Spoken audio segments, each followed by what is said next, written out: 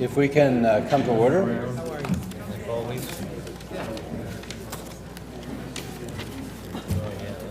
Thank you very much.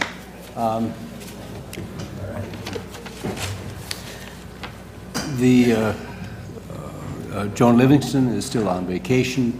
Scott Ammon called me a little while ago and said that he had a sore throat. And I said, by all means, stay home. I don't want what you have. So he's not here today. All other members of the board are present. Prior to getting to the hearing of citizens, I'd like to take two items out of order because of time schedules and conflicts and that sort of thing. And the first would be item 4.4, a presentation by Adam Green, if he's here. He is. Oh, then there he is. Adam, please come up to the microphone. And Vanessa Patterson. Adam will be giving this presentation. Okay. And we have been for the last number of years received a very generous grant from the Orfalea Foundation to set up these gardens in the elementary schools and build it into their curriculum on teaching nutrition and other subjects. So I thought it was important that the board be informed of what this project is, because the Orfalea Foundation wants to renew this grant and actually expand the grant with us. But they want to make sure that before they do, they have the support of the college and the board of trustees. So I've been very fully supportive of this project from the beginning, and I'd like to continue working with the Orfalea Foundation. But they want the board to just send a letter of endorsement. And so Dr. Haslund and I felt that, he couldn't write the letter without your knowing more about the project and feeling comfortable with providing a letter of support for this project, if that's what you're comfortable with. So with that, I'll turn it over to Adam. So first, thanks for inviting me to speak and hear a little bit more about school gardens. And I'm going to do my best to kind of summarize this rather large project and answer whatever questions you guys might have. There's basically slides just running up there of images from the various gardens that we have and some of the programs that we do, just to give you a bit of a visual and take you to some of these places. But basically, we started this project, technically, I guess, late 2008, really the beginning of 2009 with the Orfalea Foundations. And they have a larger program called the School Food Initiative. And their main mission is to change the food on the plate at the various schools throughout the county, starting with the elementary schools, possibly expanding out from there later on. They aren't quite sure yet.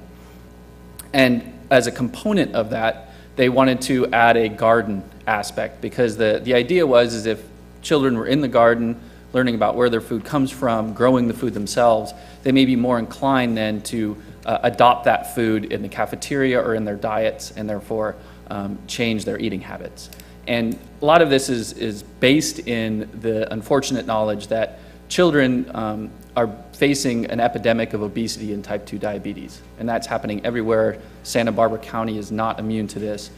We have a very high rate of this. And so that just basic human health concerns.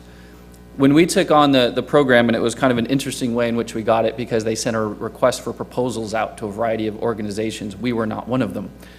We, however, saw that request for proposals, grabbed it, and applied anyway, and ended up being lucky enough to have won the grant.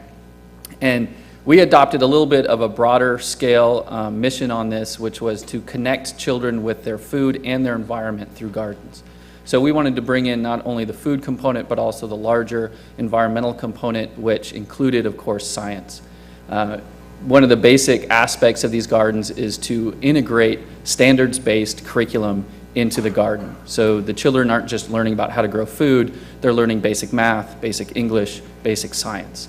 One of the things we found in this process is, in many ways, the garden might be one of their best, and unfortunately at times their only exposure to some of the science principles, given how much of a focus there currently is on math and English for the standardized tests.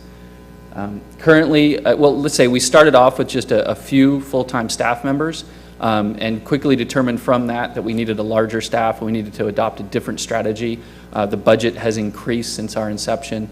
We now have 19 garden educators as part of these schools, and a garden educator is somebody that actually works in the school with the garden at about 10 hours a week, working with the teachers and the principal and integrating the garden into the school culture and into the curriculum.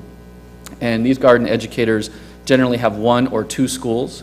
Our schools now range from Carpinteria School District all the way up into North County, Lompoc, Guadalupe, Orcutt. We have a total of 29 schools now by the end of this year that we will either have installed a garden in or enhanced a garden.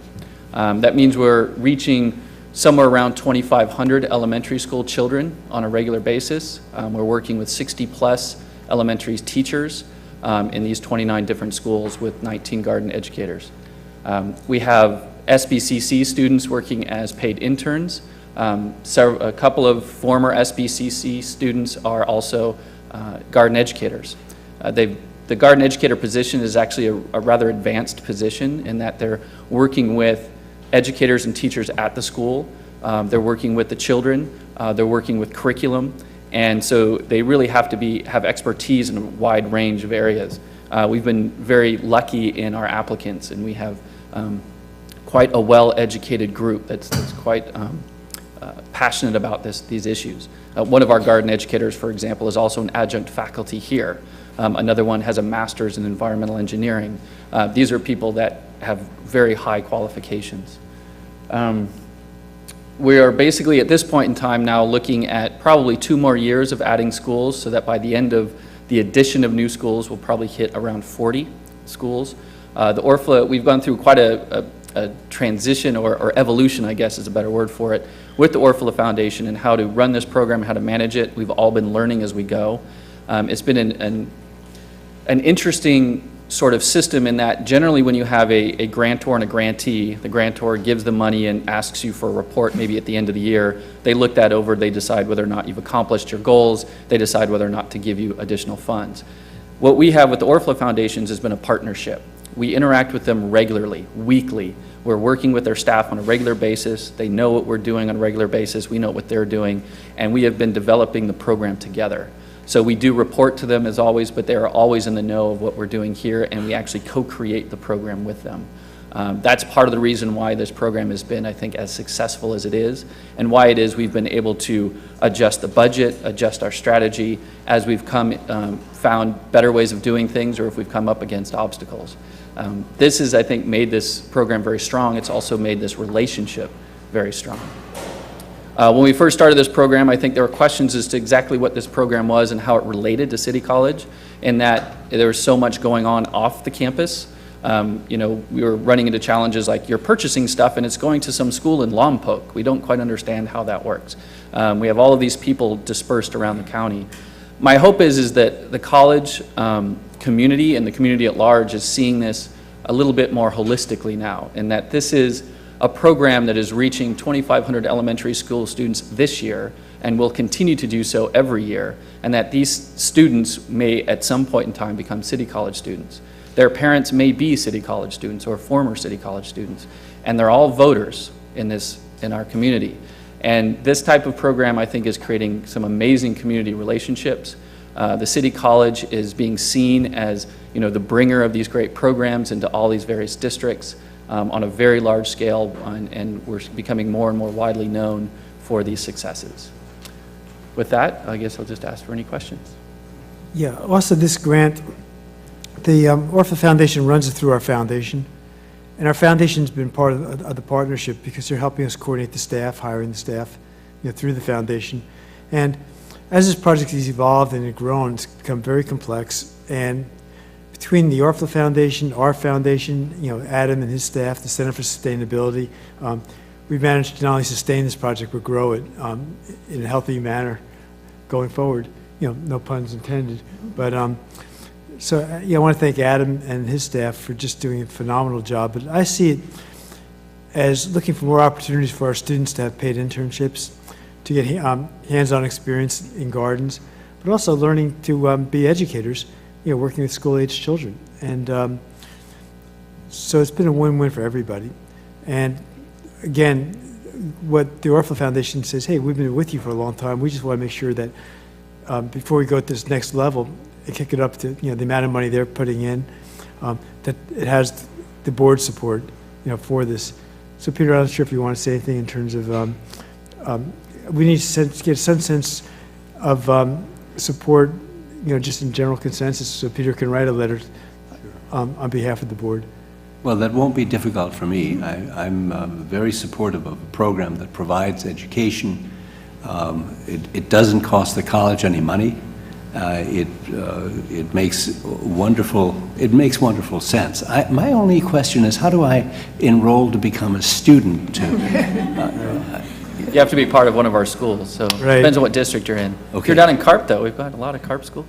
I saw a presentation by someone at the Girls Inc.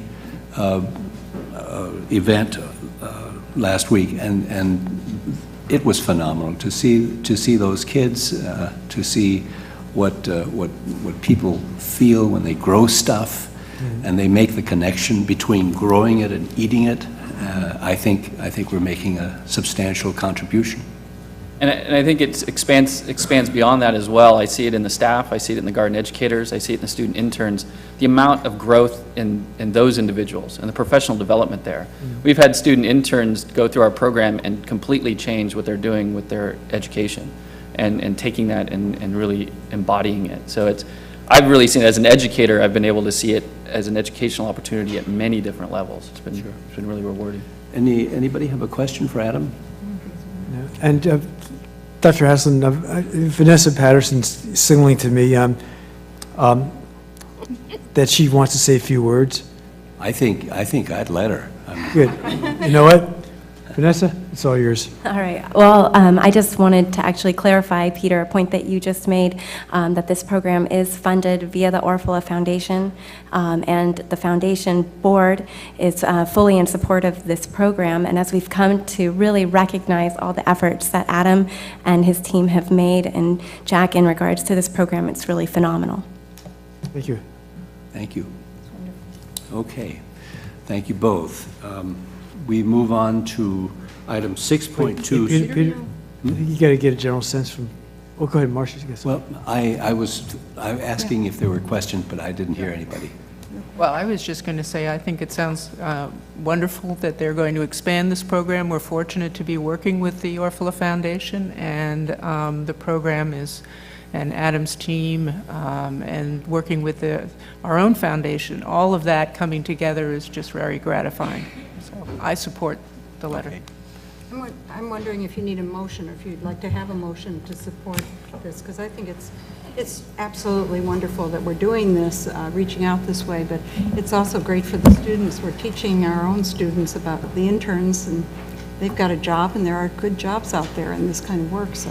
I think a The whole motion is thing in order. Would you Okay. like to make one? Sure, I'd like to make a motion that we endorse the college involvement and continued support of this project. Second? I should name the Second. project, of the school garden Lori? project. I was going to second it, but obviously I'm You in can third favor it. of it. I think it's a great program. Okay. All right. To further discussion? Hearing none, we go to a vote. All in favor say aye. Aye. Opposed, nay. Are there abstentions? Okay, The thank vote will you. be recorded as unanimous. Thank you very much. Okay, now we move on to item 6.2C, and that has to do, Jack, do you want to introduce it? And Sure, Joe,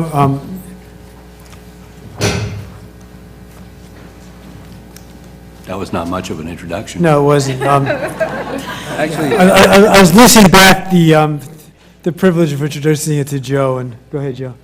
I'm going to pass the buck also. Actually, I'm just here to introduce Julie Hendricks to all of you. I'm sure most of you know her and know her fairly well. She's our Director of Facilities and Campus Development and is responsible for the construction projects and most of the maintenance that's going on this campus. So she's going to introduce our guest. Okay. Hi, Julie. Hi, Julie. So, who are you passing the buck to? I've got a whole team behind me. Okay, good. So thank you very much for this opportunity I'm very pleased to be presenting this item for approval of the lease-back project delivery method for the construction of the Humanities Modernization Project. Like Jack mentioned, we'll be presenting in a team format. I'll do a little bit of foundation work, but behind me is our construction manager, Lundgren Construction Management, and then I affectionately refer to Craig Price as our closer. So I know that lease-back has been discussed in several formats and in conversations within the college as a potential construction delivery method, primarily in light of the less than overly successful delivery methods that we've been dealing with on some other projects. We had primarily evaluated this project or considered it for some of our other upcoming projects. I think the Campus Center project is the one that we had all kind of focused on. But in our kickoff meeting with our new construction managers, and we were all poised to sit down and talk about general contractor pre-qualification, they presented this concept as a great way for us to go through the construction process for the Humanities Modernization. And so after a little bit of prodding, we all kind of got on board and thought, well, sure, why not? This seems like a really great opportunity. We did bring in Craig and Joe and myself, and them, the architect hasn't participated yet, but we have spent a lot of time really reviewing the pros and the cons of this delivery method. And so I feel like we come to you being pretty well researched in going through this type of a project. So having said that, I'm pleased to turn the microphone over to Aaron Haas, who is with Lundgren Construction Management, whom we're very excited to have on board for the project.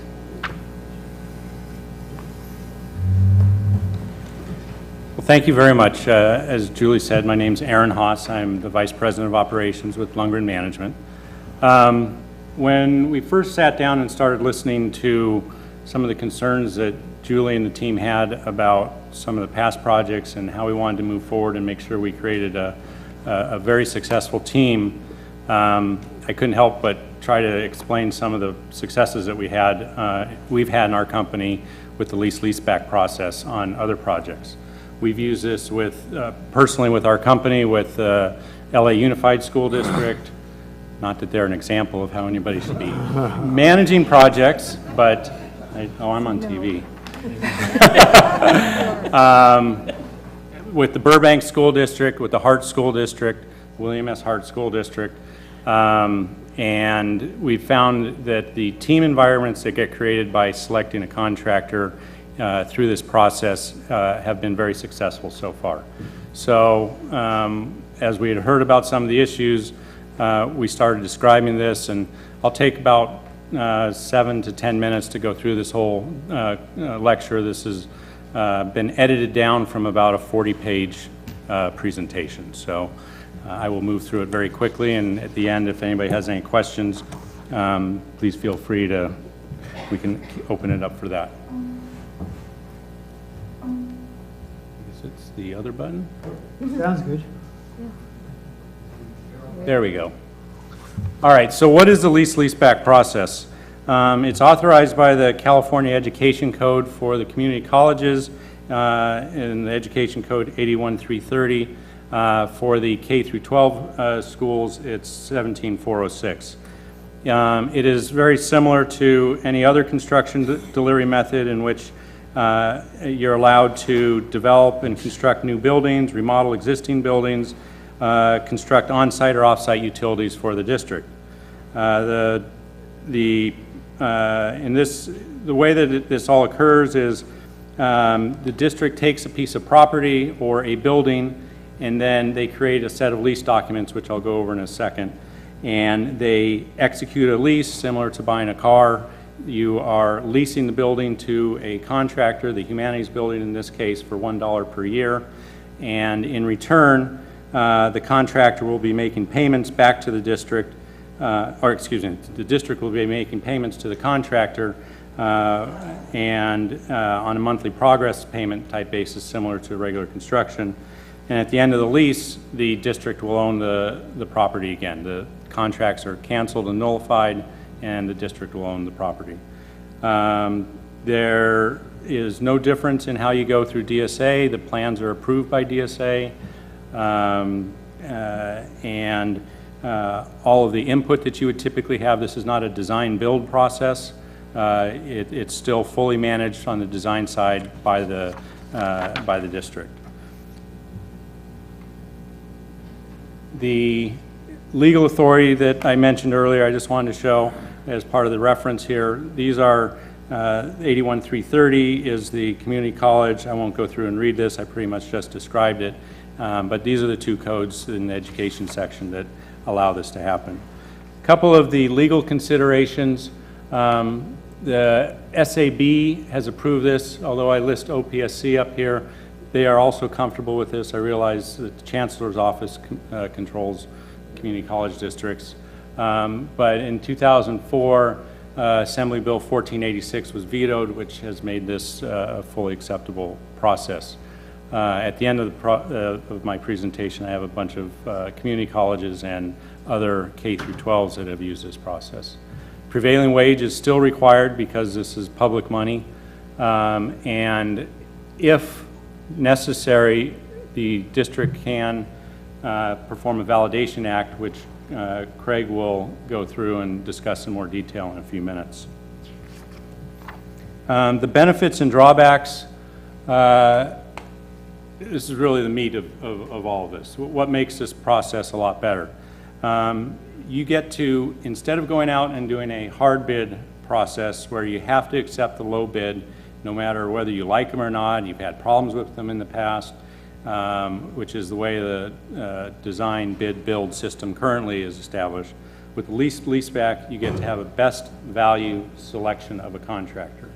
You can either go out for an RFP, or you can have a more informal interview and make your selection of the contractors in either process. There is no law about any hard bidding of this. Where the hard bidding comes in to ensure that you have good numbers from the contractor is that they have to provide an open book relationship with all the subcontractors, so you get to see every single bid that comes in, evaluate them. And as you know, in our profession, even if you get a good contractor, you can get one or two bad contractors on subcontractors on a project, which end up making a project very difficult for everybody. So by being able to be a participant as the district in reviewing all these contractors, you can say we don't want that electrical contractor on this project, even though he may be low bid. We're going to spend another $20,000 or something, or we could negotiate with the other contractors to bring them in line and make sure that we have the best possible value. You're allowed to negotiate in this process. It allows us as construction managers to do what we do best and sit and negotiate and make sure that everybody's got apples for apples.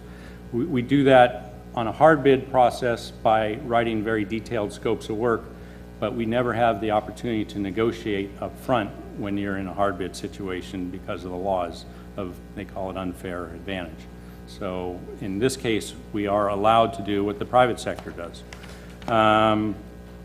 When you are looking for a contractor, you're looking for who you're going to work with the best, the price that they're going to give you, the schedule that they can provide for you. So you're picking a team that is going to work in a more collaborative environment. When you pull these contractors together, and if you have an issue with one of the subcontractor trades and you're not happy with where the numbers come in, you can tell them to go rebid the earthwork package. We did that, for example, on a project in Bakersfield 2 months ago, where the contractors came in. It seemed to be there was a misunderstanding in the plans on where they were going to import soil from. There also was only 2 contractors that were willing to bid from the local community. We said these numbers, based on our estimates, seemed extremely high. So we encouraged the district to rebid it. They did. And we were able to save the district about $1.3 million just on an earthwork package because we didn't like the way it was all coming together. So, and we brought in some outside firms from outside of the valley and outside of the San Joaquin Valley, and they were able to be very competitive. So we found it to work very well. You still have the ability to pre-qualify contractors by interviewing them personally, really, getting to see who are the individuals that will be placed on a project. The example I like to use is in a previous company I worked for, we had hired Bechtel as the company to design a big project for us. And even though it was Bechtel, the people they put on our project, in their terms, this was not a very significant project, and we felt we had B and C players. We ended up getting rid of them, even though they had this big name. So I feel it's important, and the industry has found by using this process that if you can interview and you see the people that they're going to be put on the job, that helps guarantee the success of the project. Because when it comes to managing construction, it's all about the people that you have on the job, not just the low numbers and pedigree that a company may have.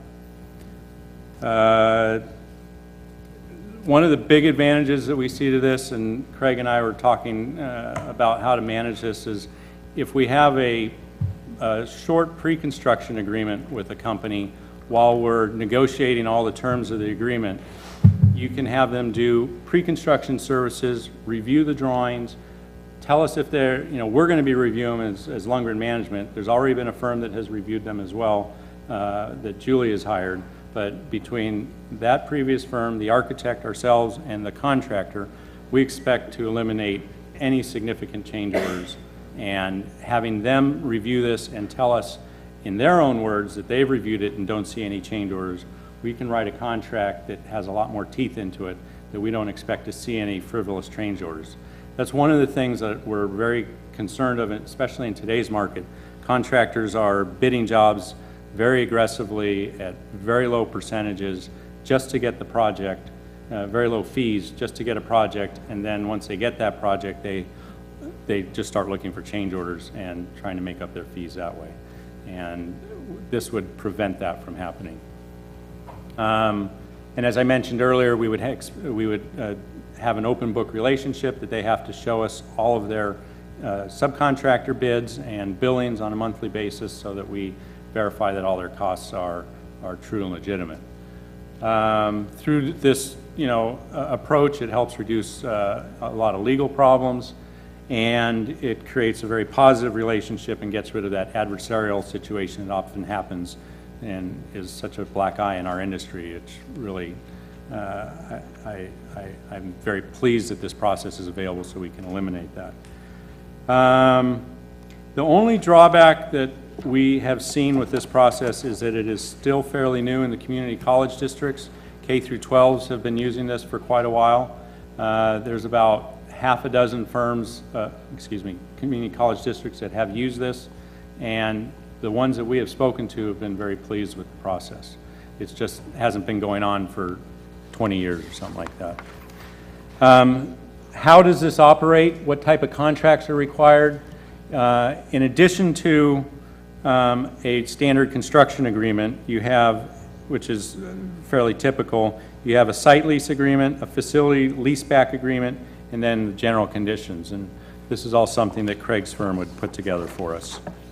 When it comes to cost, the guaranteed maximum price, I'll just read this because it's important that it's very clear, is the sum of the cost of the work and the general contractor's fees, then it promises not to exceed. The maximum is subject to additions and deductions that are due to changes in the scope of work. The GMP covers all costs except for errors and omissions, unforeseen conditions, and owner-requested changes. And because I'm a very visual person, I think it is described well like this. It's basically the GMP is all the costs. The only thing that it doesn't include are errors and omissions, unforeseen conditions, including force majeure, weather, those types of things, or additions and changes that the district may request. So when we go out to bid and the construction process, the advertisement, you can either go out and advertise or have an informal bidding process. There is no standard way of doing it. One of the thoughts that Julie and I have discussed is the opportunity to hire local contractors and encourage local contractors to be used with the bond money that has been established for this modernization project. You can pre-select the contractors. It can either be a single contractor or a group of contractors to negotiate with. We would still be developing our scopes of work as we typically would that identify all of their responsibilities. And then when the numbers come back in, we would evaluate and be able to look and make sure that they've covered everything and reviewed and compared against our scope of work, plus listen to anything that they have to say about inconsistencies they may have heard. Even though we've had this pre-construction phase, there's always still things that come up from subcontractors when you go out to bid where they may see a better way of doing things or improve a system that we could then take advantage of because you're allowed to have these types of discussions. Then once you've evaluated the bids, made a decision, you would select the most qualified contractor. As I mentioned earlier, you could rebid certain scopes of work if you wanted to, and there's still the opportunity to negotiate a price, and if they're too high, you can say, you know, try and get it down some more and still work with them on that. The construction process is pretty much the same. You have the same relationship between the contractor, the architect, and the community college district. The contractor is paid through the facility lease payments, which equal the GMP. And then, as I mentioned earlier, the project is canceled and the terms of the lease are canceled at the end of the project, and the property is reverted back to the Santa Barbara City College. You know, just a few thoughts on mitigating the risk on this type of work. Your guaranteed maximum price is established before you sign a contract and before construction starts. So similar to a hard bid process, you've gone through and you will know what the costs are before any work begins, and that's all built into the contract. Because you've had time to sit down and negotiate with the contractors, part of the request during our proposal is that they give us a schedule that's more detailed than the one that we will have, and that we want them to buy into the whole duration of the project. And, you know, part of our company's opportunity will be to look and see if there's faster ways that we can do things, and if they have suggestions to try and get the building open quicker without costing any more money. You still have payment and performance bonds, contractor insurance, and if required in any cases, subcontractor bonds. So pulling closer to all of this, this summarizes pretty much the lease-leaseback versus the typical design bid build lump sum way of doing business. In both situations, you receive competitive pricing. You can have payment performance bonds in both forms of contracting. What the lease-leaseback process allows you to do that you can't do in the lump sum environment is to rebid individual trades. You pre-qualify all of your subcontractors. You don't, and you can, if you find that somebody's bid on a job, you can disqualify them without any headache or any hassle. You still have the same amount of field control that you would have with both processes. Commissioning and warranty is still the same. You have a price guarantee. However, with a lump sum agreement, it's pretty much the floor. It's where contractors start their pricing from, and then they try to always add on more change orders. I like to say that it's more the ceiling. There still could be change orders. It's not a euphoria of contracting. There's no promise to that, but it's a better way of doing it. But you are starting at the higher end of where your costs would ever be. I'm not saying the cost will be higher, but it's your maximum amount. And in both cases, a contractor would pay for any scope gaps. If things weren't covered, it doesn't become the district's responsibility. And one of the big benefits is you bring a contractor in while you're still in the design phase. And before that the bids have actually been officialized and locked into a contract to get their design involvement, like I mentioned earlier. So here's a list of districts, just a short list. Yuba Community College, Saddleback Community College, Imperial Community College, and West Valley and Los Rios are districts that have all used this successfully. Our company has found it to be a big success. The people that we've talked to in these community college districts have found it to be successful. Santa Barbara Elementary School District is using this right now for the last couple of years, and they've been very pleased with it as well. So probably with that, we can maybe move over to Craig to fill in any legal blanks, and or if you want to open it up for a couple questions, whatever works best. Please. Okay. I can ask you a quick question. We went over this in the Facilities Committee meeting, but this presentation looks a little different than what we got? Not really. Just a little bit. Are we going to get a copy of that? I'll send Julie a copy and she can forward it on to you. I just made Just a few changes, but it'd be nice to have the one that you just showed. I agree. Thank you. Okay, Craig, so I guess you're going to close the deal, huh? The closer. The closer, oh gosh, I didn't realize you had that reputation. So I think the fundamental question that I would have if I were on the board would be, well, why is this a better way to go than competitive bidding? Competitive bidding is all about getting the lowest possible price, or at least that's the theory.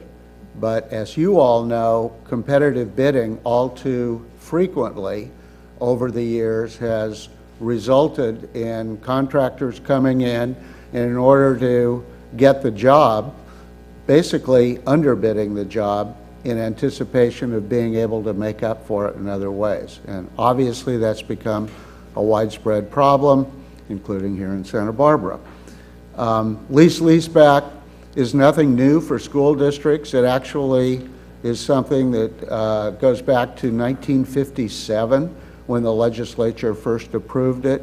It was essentially rubber stamped to be able to do this kind of a process in an opinion of the California Attorney General in 1973. And gradually, K-12 districts began to use it more and more. And it was about in 2004, as Aaron pointed out, that the California State Bond Oversight Agencies, the SAB and the OPSC, Department of Finance, approved it to the point where now it is not only used, but it is viewed by most groups, I believe, as the preferable way to go because of the savings that result. So the question is, well, how are their savings? What is used is the estimate that is prepared for a particular job. The architect's estimate or an outside professional estimator's estimate, or both, as a baseline that the agency uses in working with the contractor who is ultimately selected in settling upon a negotiated GMP, the gross maximum price. The best example I can give you is less than a year ago, the Santa Barbara School District awarded a lease-leaseback set of contract documents to a local contractor, $7.5 million project to build a bunch of new classrooms to replace the portables at San Marcos High School. And the district's estimator came in with a price that was actually about 2% under what the contractor came back with and what was negotiated. And I think that's a very clear example of the kind of benefits, because the long history of how estimates come in that are prepared by architects or outside estimators don't have that kind of a relationship to what the ultimate contract price is. I think this is not an unusual happenstance. It occurs all the time. So the AG approved it. K-12 uses it widely throughout the state. A lot of school construction firms don't want to go in any other, education law firms don't want to go in any other direction because it has such proven value to districts. The first agreement that Aaron talked about, the pre-construction services agreement, is really designed, in addition to serving as a basis for negotiating what the GMP, the actual price is going to be, to have the contractor go through the plans and the specifications and essentially almost eliminate the district's liability for glitches that come up later in terms of inconsistencies between the plans and the specs, constructability issues. Now, the contractor's not going to be on the hook if something is discovered out in the field that no one anticipated, or if the architect, forgot to put in HAVC in the building. But in terms of the usual things that result in added expenses, that gets taken off the table through this kind of an agreement. In addition, there is an allowance that's built into the ultimate contract that's entered into for a percentage, a locked-in percentage, which can be 3%, 5%, all the way up to 10%, the maximum amount that's going to be allowed for change orders, so that you're not only saving money, hopefully, but for your budgetary purposes, you have a much more solid understanding of what this project is actually going to cost without any expectation that there are going to be tremendous disappointments a couple of years down the road.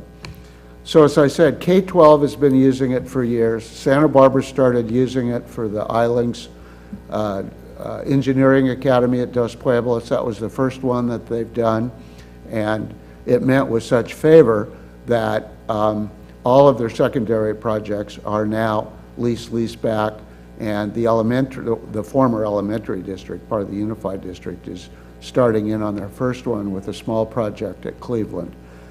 Community colleges are ever so different from the legal perspective. The statutes that Aaron put up there specify for the K-12 that it can all be done without advertising for bids. That was cleanup legislation that passed in, I think it was 1986. And when the legislators cleaned it up, they only cleaned half the windshield. They cleaned the K-12 part of the windshield, and they didn't do the same thing for community colleges, and it was quite clearly an oversight. The community college statute was not similarly amended in order to add that important language. However, when the legislature made those changes, they stated that it was not to create new law or to change the law, but it was to make minor corrections that had no intent to alter the current state of the law. Because the current state of the law goes back to the original enactment, 1957, and that language, except for changing district to community college, has carried forward all the way through to the point where you find it in the 88,000 section, which you now have. So the feeling is that it's quite safe. What's the risk? Some contractor could come and could potentially challenge it and say, wait a minute, you're not following traditional bidding process. That hasn't happened in any court action that's ever been reported for K-12, let alone the handful of community colleges that are using this. Could it? Yes, anything's possible. Because anything is possible, some districts have used what are called validation actions. You may know that commonly, after you pass a bond, you would have your attorneys go into court and have the court rubber stamp all the procedures that were followed so that no one can ever raise a question later about the validity of the bond. And the reason for doing that is because you get a tiny percentage greater when you sell those bonds on the market, because the underwriters really like to see that. Well, similarly, although you don't get a return in doing it here, you can file a validation action in the Superior Court once you have a contractor selected, and go through a publication by notice in the newspaper procedure and have the court put its rubber stamp on it. I think without referring back to Santa Barbara School District, it's useful in this case to point out, though, that just a month or 2 months ago, a validation action was completed. When they did their first one for Dos Pueblos, they didn't have time because they wanted to stick to their schedule and not get behind, so they didn't do one. But they said, one of these projects we will. So there was one that was filed that we worked on with another law firm. It took 3 months, there was no opposition, and judgment was just entered last month. So it's possible to do a validation action. It does have a time impact. It has a cost impact. It's going to be under $10,000, but that's still under $10,000. It adds ever so slight of a safety element or avoiding any risk whatsoever element. I think that, you know, none of us in the team, the staff or Aaron or myself, can ever say that anything is foolproof or risk-free, but it's extremely low risk, especially since with Santa Barbara having the same geographic area as you do, except for the Carpinteria area, Dr. Haslund. You're the only one that's outside of it down there. Story of my life. It didn't ring a bell. I've actually looked a couple days ago on Westlaw, and you can just see a whole line of these validation actions that different people have brought over the years, and there's never been a challenge to it anywhere. So if you decide that you want to go forward with this methodology, you have that option for some additional insurance. It's going to have an impact on the project schedule, and it's going to cost some money to be able to get there. But the field has recently been tested right here in Santa Barbara, and I think that that's an important factor. Other than that, I have also spoken, because I haven't been involved in any community college lease-back. I talked to the people up at Yuba who are about to go out for one, and I also talked to their council in the last couple of days to talk about it, who's also been involved in another one up in Sacramento for a community college. And nobody that's involved sees any problems that are any different for a community college compared to K-12, except for one which you don't have to worry about, but I certainly want to let you know, and that is that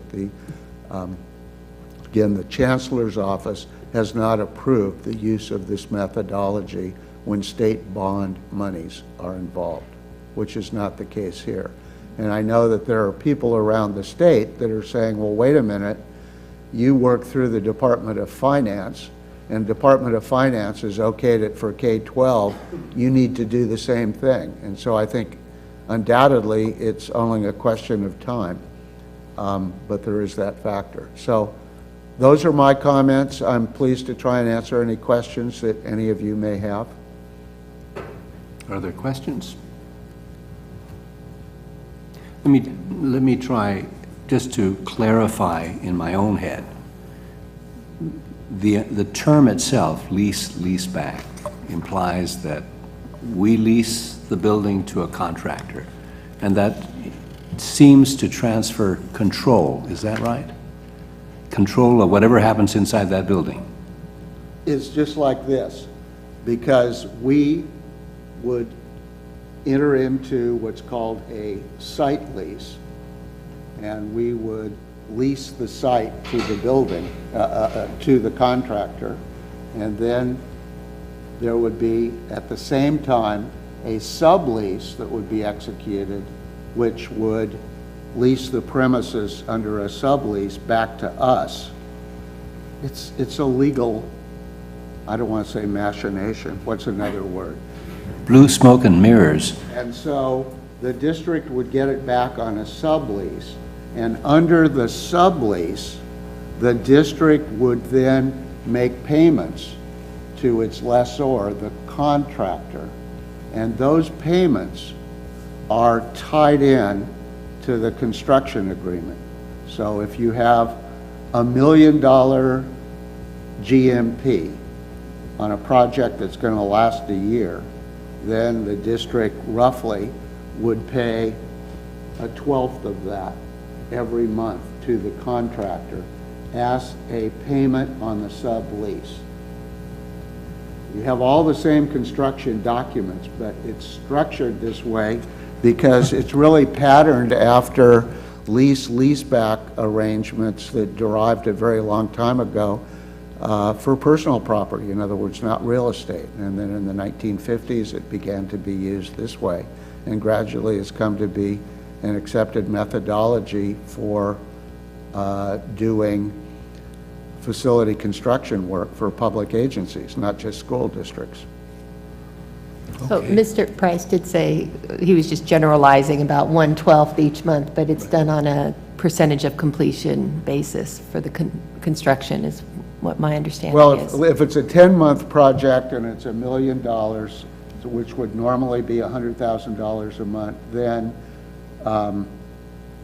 90% of the value, I mean, it can be structured in different ways. 90% of the value of the work that was done the prior month would be paid each month as rent, or something like that. Because you have a 10% holdback. Mr. Haas.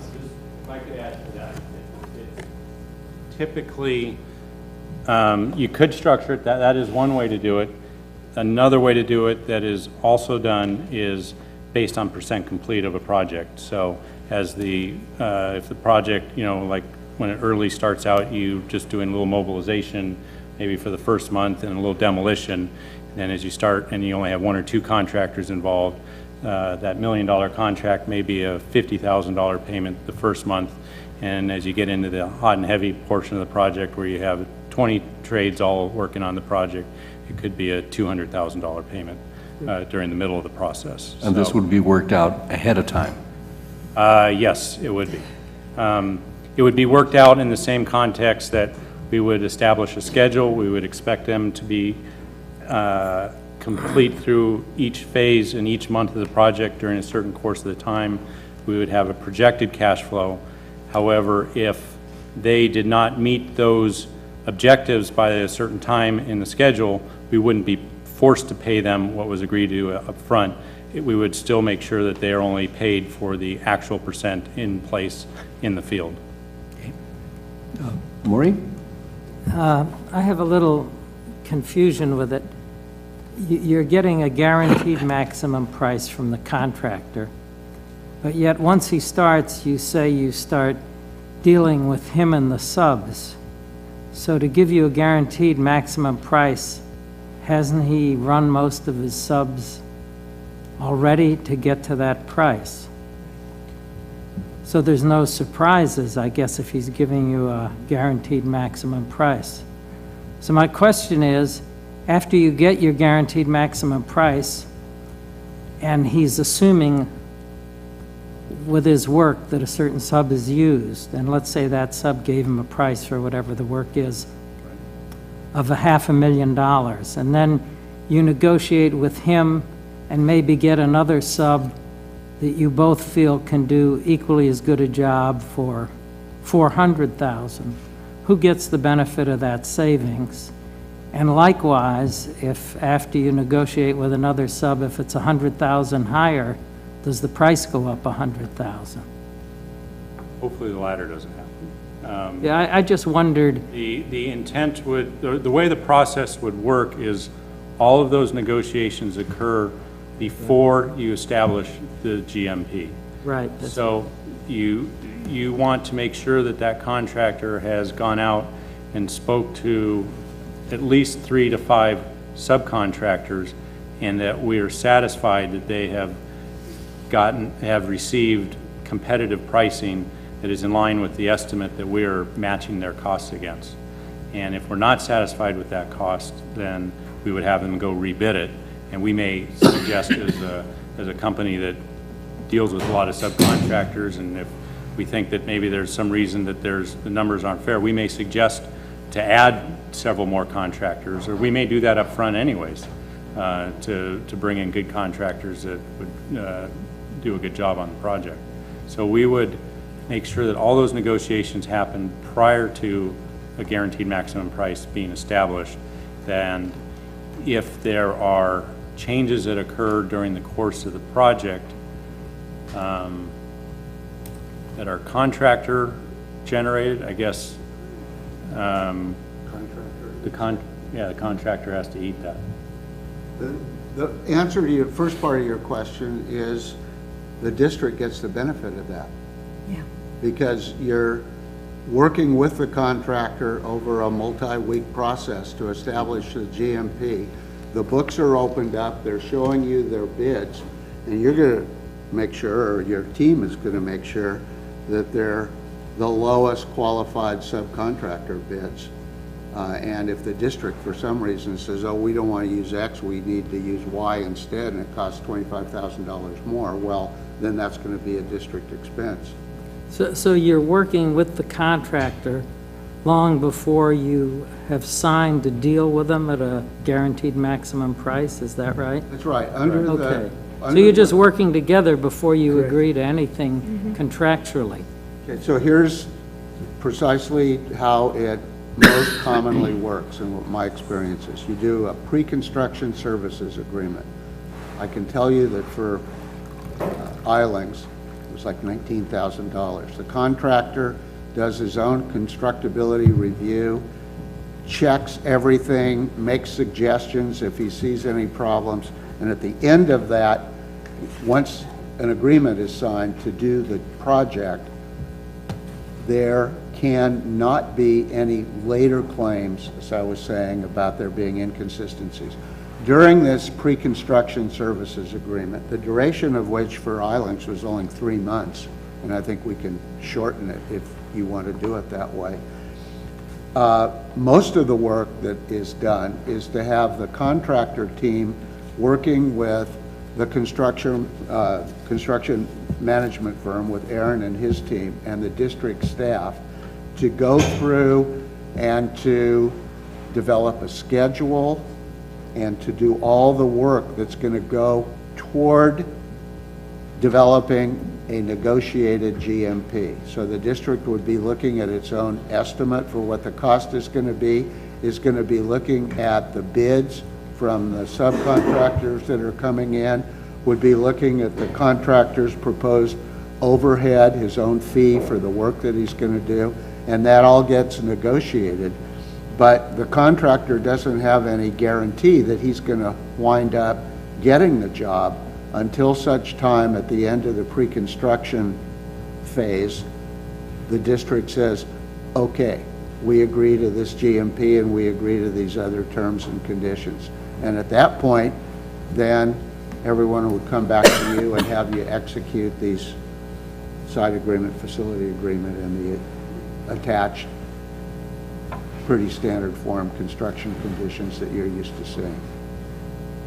So would you normally be working with one contractor at a time or several? Could go either way. Okay. But Yeah. normally, how is it done? Again, it sort of depends. I think if you have good qualified contractors in Santa Barbara that are local and can pool, I think in a smaller community like this, it's important to pool the pool of resources as much as you can locally. I think it's good to keep the contractors, as long as they're remaining fair and giving good prices, keep them employed. If it's in a bigger city where you have lots and lots of people to pull from and it's very competitive, I think it's probably better to do a more standard RFP process. I think that it's going to be up to the staff to make a recommendation to you down the road, should you go in this direction. But there is a lot to be said for, let's say, the local experience and being able to establish a relationship with 2 or 3 contractors over a variety of projects that you feel comfortable with and are confident in going forward with, as opposed to starting over with somebody new each time. So if there is someone that is in the local tri-counties who has been very successful in working with other local agencies, that's sort of an obvious place to start, and there's some discussion of that. Yeah, well, obviously, that's the advantage of this over the bidding procedure, because you can pick one or two or three contractors you like. But what I was saying is, if you have, let's say, 3 preferred local contractors, and you did this, would you limit it to just one, or would you want the 3 preferred to bid to get involved initially? That's optional. I'm not sure that any way is necessarily preferable to any other. With our local contractors who are known, I think, to be qualified and rather exceptional, different firms have different reputations or capacities for doing different size projects. So I think that we might, for example, look at a firm that is known to have the capacity to do a relatively large project, such as the one that you have coming up, with the thought that maybe you'd give the next project, if it's only going to be a quarter of the size, to another contractor. So, for example, when it comes to architects, very commonly an educational institution would have 3 or 4 architects that are selected, and they'd sort of spread the business around depending on their talents, depending on a number of things. So that's one way to do it. I think potentially you could start out and after some informal discussions with 2 or 3 contractors, informally settle on who you might like to open discussions with for this first project, and then go forward on that basis. Okay. Thank you. Okay, Marcia? I was just going to suggest, obviously, you're bringing this to us because it is an alternative procedure that is being proposed as a way to avoid some of the problems that developed with our drama music project, where we were started in '08, I believe, and we went through the process of having to pick someone based on the lowest bid and experiencing a great many change orders, leading to, at the end, about double the original anticipated price. Could you just briefly summarize the key elements that seem to you to make this a better option? Certainly ones that jumped out to me were the ability to work with people that you feel are the most qualified and trustworthy, to pick those people for other than low price only considerations, and the open books, the joint incentive to come to a price before you enter the contract. Those things jumped out to me, but you may have other thoughts as well. Well, I'll let Aaron give his thoughts, because he does this stuff all over. But one thought that that I haven't mentioned, but that is obvious. On the one hand, you get to select the contractor with whom you're going to work. On the other hand, if you do competitive bidding, it is relatively rare that you can unpick a contractor who comes in with a low bid, because the way the statutes are written and the process works, it's difficult to disqualify a contractor. So you, to a very great extent, are you're at risk whenever you go out. So I think that's a big factor. I think that by not just having a solid foundational relationship with the contractor, but by going through this pre-construction services process, you are, by definition, in your contract documents, eliminating a very large percentage of the type of contract extras that you would otherwise expect to see in a competitively bid contract, because the contractor buys into your design document package, and so that stuff goes away. And I think that even when it comes to change orders, and invariably there are going to be change orders, by putting in a percentage allowance, you're really putting a you're really giving yourself a significant savings. Once again, there's no guarantee because surprises always happen. And when you're doing a modernization project and not a new building, there's a greater potential, obviously, for surprises. But by and large, the contingency for change orders, the elimination of additional charges for allegations that there are inconsistent or inadequate provisions in the design documents, the coordination with the design team and the construction manager, not having to be at risk because you can't disqualify a low bid contractor that you don't trust, and being able to select someone that has an excellent track record are the key factors that come to my mind for why this is a good delivery method. Okay. Marty, and I'd like to draw this Right. discussion to a close. Yeah, we saw this at the Facilities Committee, and I appreciated the presentation there, and I was kind of a little bit leery. I was thinking, oh, this is the way to get around something, and didn't sound quite right to me because, you know, we shouldn't be trying to get around things. But when I looked it up, all you have to do is Google it, lease back, and it's pretty solidly in the literature that this is used for schools. And I think we have a great opportunity here with the humanities building, and that's starting this summer, I believe. We're doing the, you know, move out and all that. Great opportunity for us to try this and see how it works. I'm not sure. I think so. I think it's got to work better than the drama music building. That's just my, that's my 2 cents right here. Dr. Aslan, so I recommend, it's up to you, that we see if the board will be willing to approve going forward with this. That's, yeah, So This is item, would you like a motion to authorize? yeah. That's why I was going to make a motion to authorize using this lease-back project delivery method for the construction of the humanities building. I think it's, this is not part of it, but I like the idea of working with the contractor, having the contractor actually working with the designer. When I talked to the Contractors Association, they love the idea of being in there when they draw that line and it's supposed to be all glass. How are we going to make it? You know, that's what architects do. They draw these funny squiggly little lines, and then the contractors are supposed to build it. So I think, I like all that. The motion is to authorize. Is there a second? Maury seconds. Is there discussion of the motion on the floor? Hearing none, we go to a vote. All in favor, say aye. Aye. Opposed, nay. Abstentions? I abstain. One abstention. Okay, thank you very much. Thank you. I think we move back to the very beginning of our agenda. I think I'm supposed to say welcome.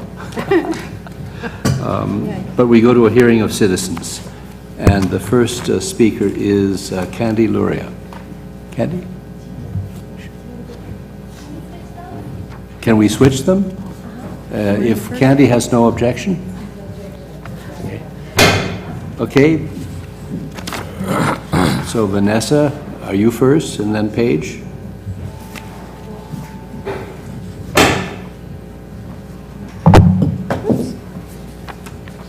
Can't throw the gap. Hi. In the interest of time, Paige and I are going to work collaboratively in our public comment today. But I wanted to say thank you as the executive director of your foundation for Santa Barbara City College. It is really an honor to, tell you about how our annual 2012 campaign for student success is going. So far in the first week, we've raised $108,000 before the match.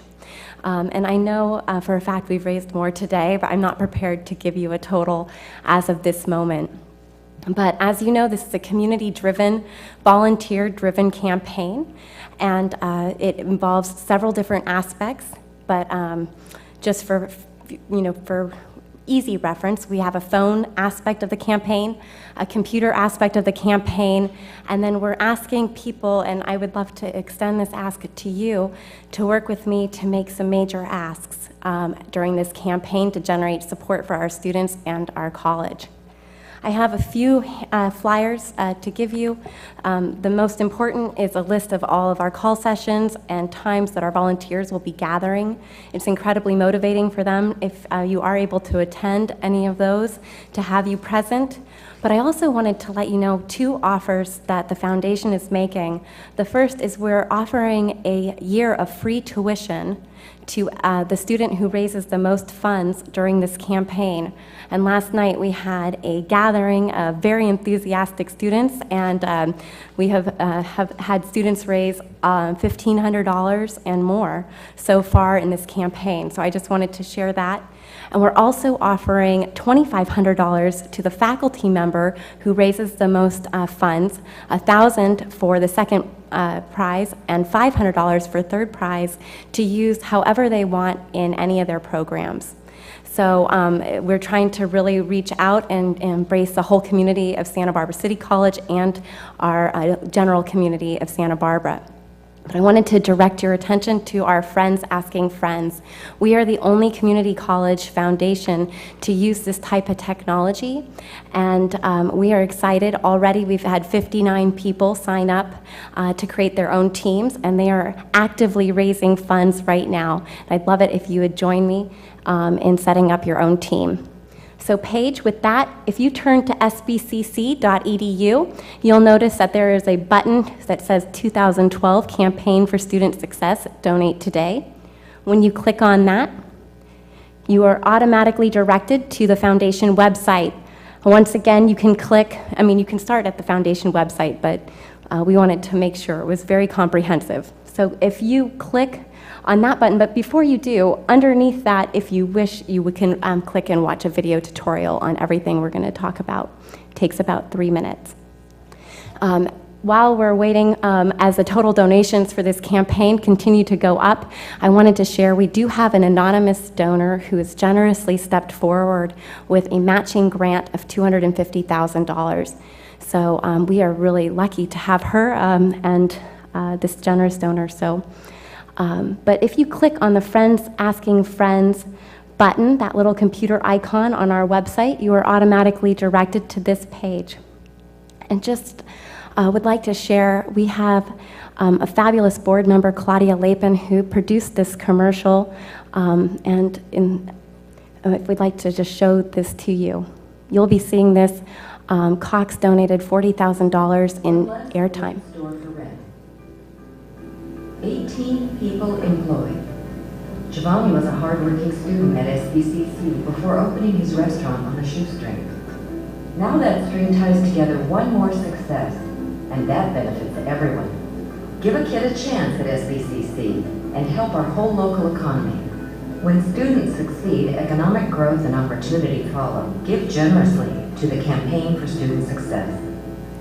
Great. So I just wanted to acknowledge Claudia Lapin on our board for producing that commercial.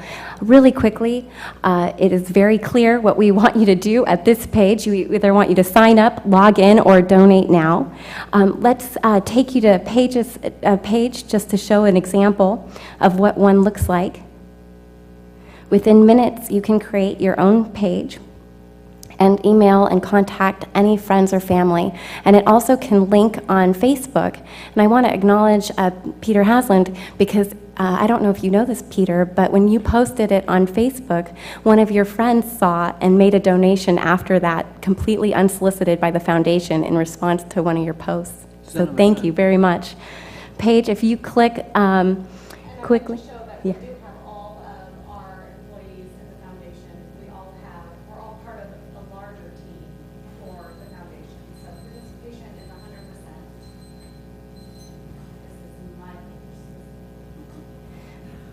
Great. And you can see some happy students that were making the calls last night in that picture, but you can tailor your page to highlight what you love most about Santa Barbara City College. And within minutes, you can send emails. So if you go up to the bar right at the top of the screen, you can post on Facebook, you can email, and it's very, very easy for people to make a donation. I just wanted to show one more page very quickly. Ken Lee Newfield from the Luria Library is creating the Luria Library team, and he actually uploaded his own video onto his page to highlight what he's passionate about. And this is a very fun way for students to be, and program leaders and faculty and you to highlight personal touches into your page. Henley, I am inviting you to join me on the campaign for student success for the SBCC Foundation. Our effort this year is to support the Lurie Library by replacing our aging netbooks that are used by students in the classroom and here in the library. And we would like to replace those with iPads. So any dollar amount that you give through this page will benefit the library directly, and we appreciate your support. And with that, I just wanted to say thank you. And please call me personally. I'd like to talk to and answer any questions you may have about this year's campaign. And we only have 5 more weeks to raise $750,000. So all your help is needed. Thanks for this. Thank you. Just to be clear, is it okay for board members to contribute to this? Absolutely. Absolutely. We are here. I will be in my office, so you can even come by after your meeting. So glad to hear that. Okay. Yes. Yeah, I just wanted to mention too, I set up my webpage and it was so easy at the launch of the campaign. And if any other board members want to either join my team or ask for my help, and we'll sit down and have coffee and I'll set you up with your page, that would be great. And I don't know, the competitive part of me really comes out on this stuff, and I've been toying with my goal, wanting to raise it, so. Oh, that's wonderful. Well, thank you so much, Lisa, too, on that. Thank you. Okay, Candy Luria, please. Well, there's hardly anything more to say because Vanessa, with all her enthusiasm, has said it all, but I want, my part today is to make a segue to exactly what Lisa was saying, an appeal to your competitive personalities, and ask each and every board member and Jack, some of you have already started this, but you are the leaders of the school.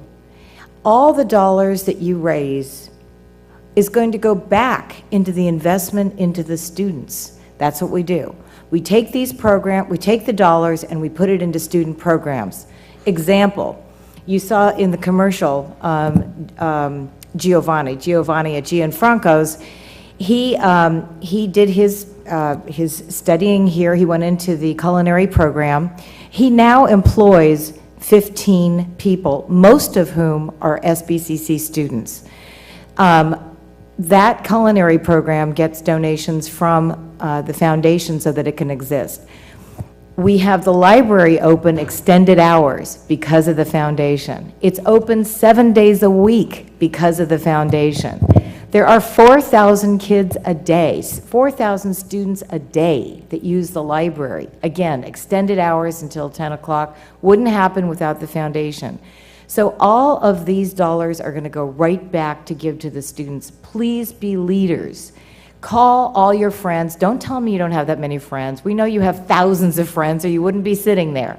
Please go and use the computer, just like Vanessa said. She's even available. She said just give her a call if it's at all difficult, and she'll walk you through it.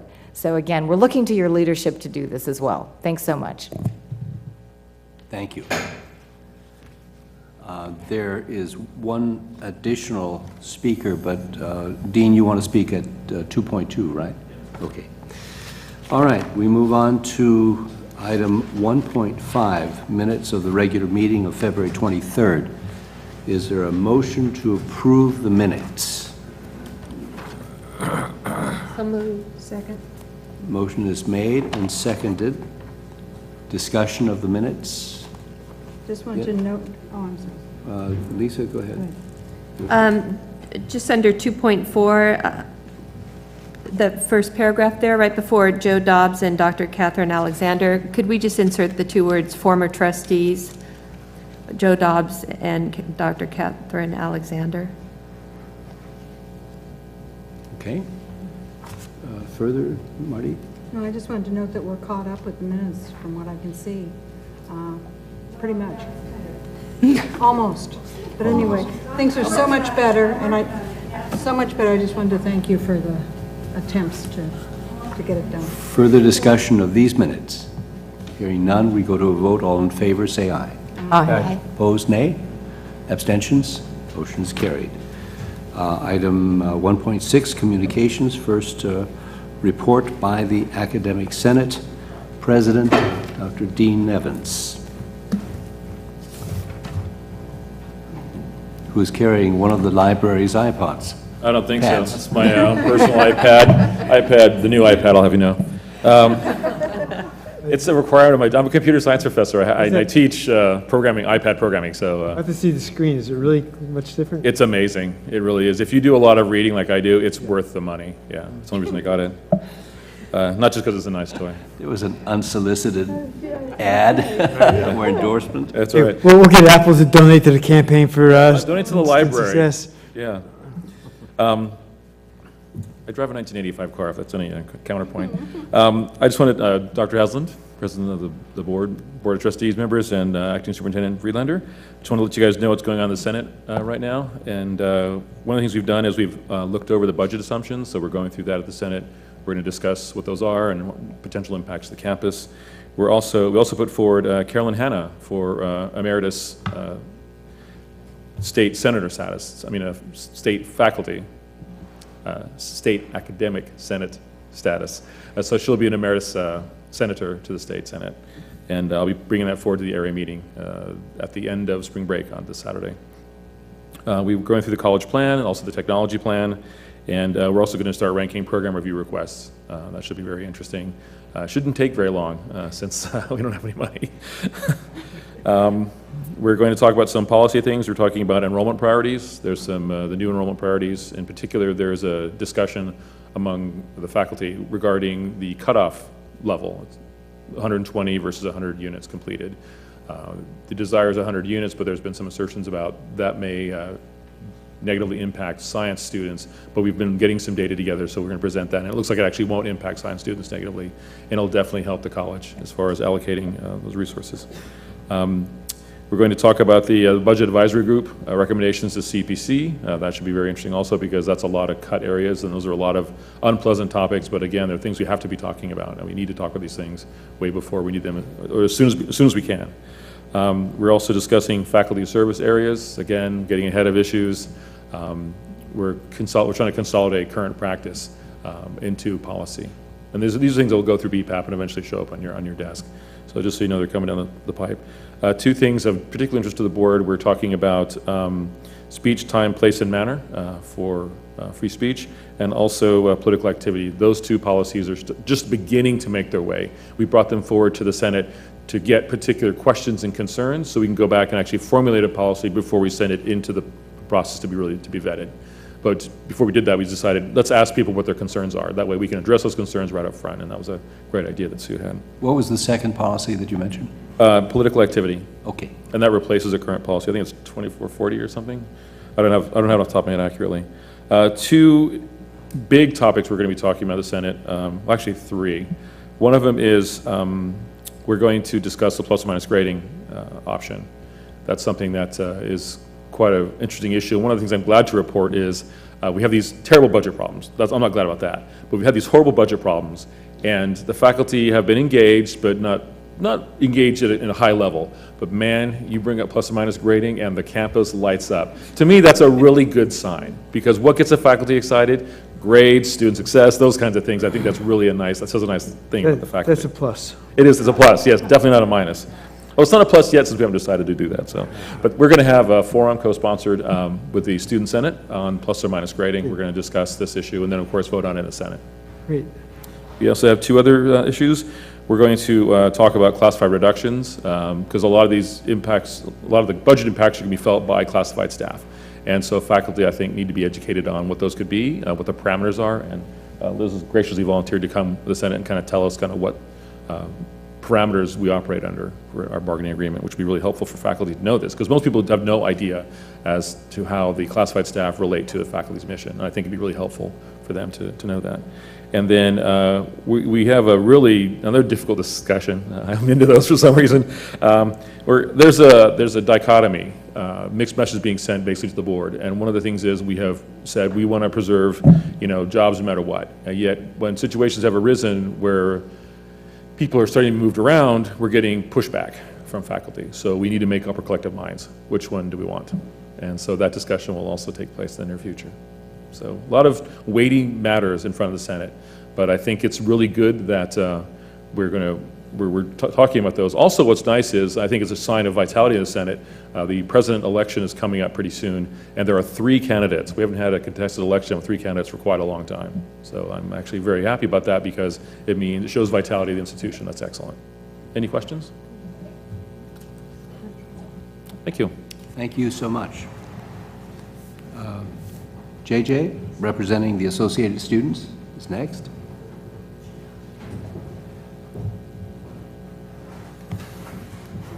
So do you have a new iPad too? No, unfortunately not. President Haslam, members of the board, and Acting Superintendent President Dr. Jack Friedlander, good afternoon.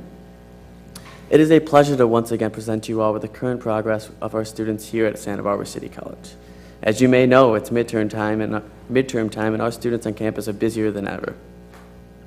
With that in mind, the Student Senate has been collaborating with Project Hope to ensure that we can continue to de-stress our students before finals week this year.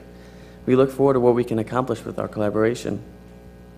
Earlier this month, the Student Senate joined the students and some other members of EOPS and headed up to Sacramento to protest the Capitol for budget cuts. As we participate in this advocacy event every year, this year was extremely special because simply there was a lot more angry students there. Students from all college systems, UCs, CSUs, and CCs gathered in great numbers with signs, chants, passions, and empty wallets.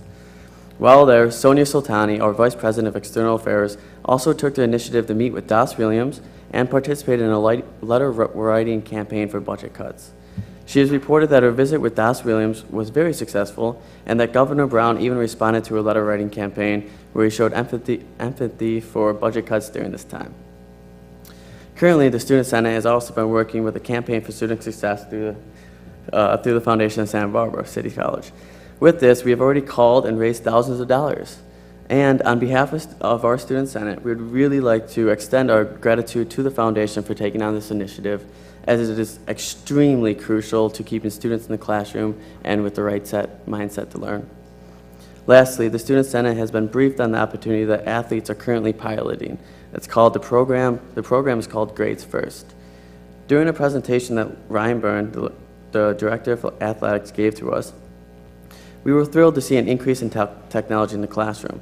Not only does this complement the technology resolution that we proposed earlier this year, but we also believe that Grades First could help to further offer a personalized educational experience for our students here at SBCC.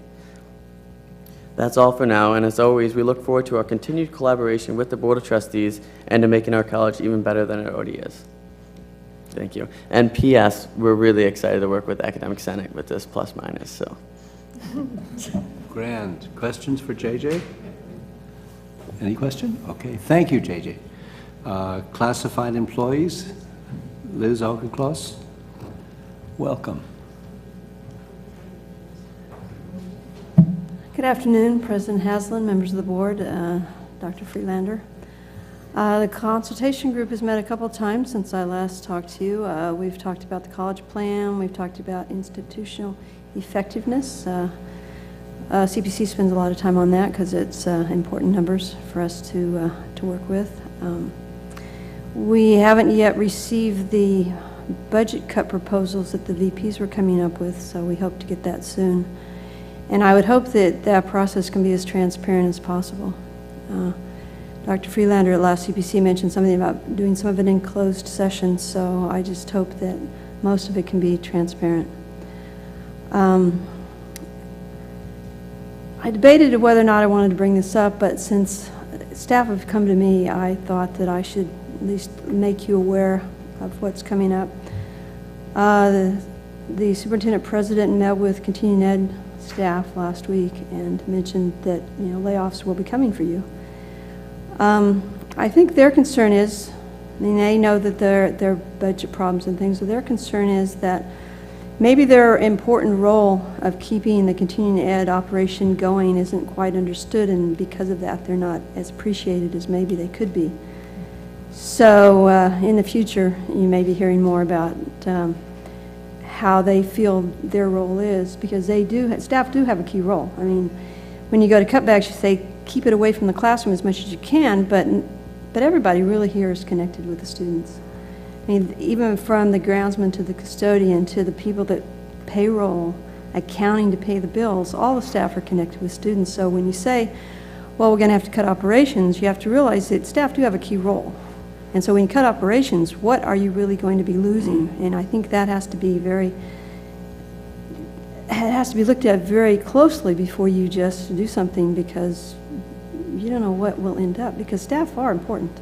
I mean, you do need, you have the classes, you have the students, and that's, key, but then you have to have somebody that keeps the wheels moving. And I think that staff think maybe their role isn't always understood and appreciated. So I wanted to convey that to you now as we're getting more into the cutbacks. Okay. Any questions? Questions of Liz? Thank you, Liz, very much.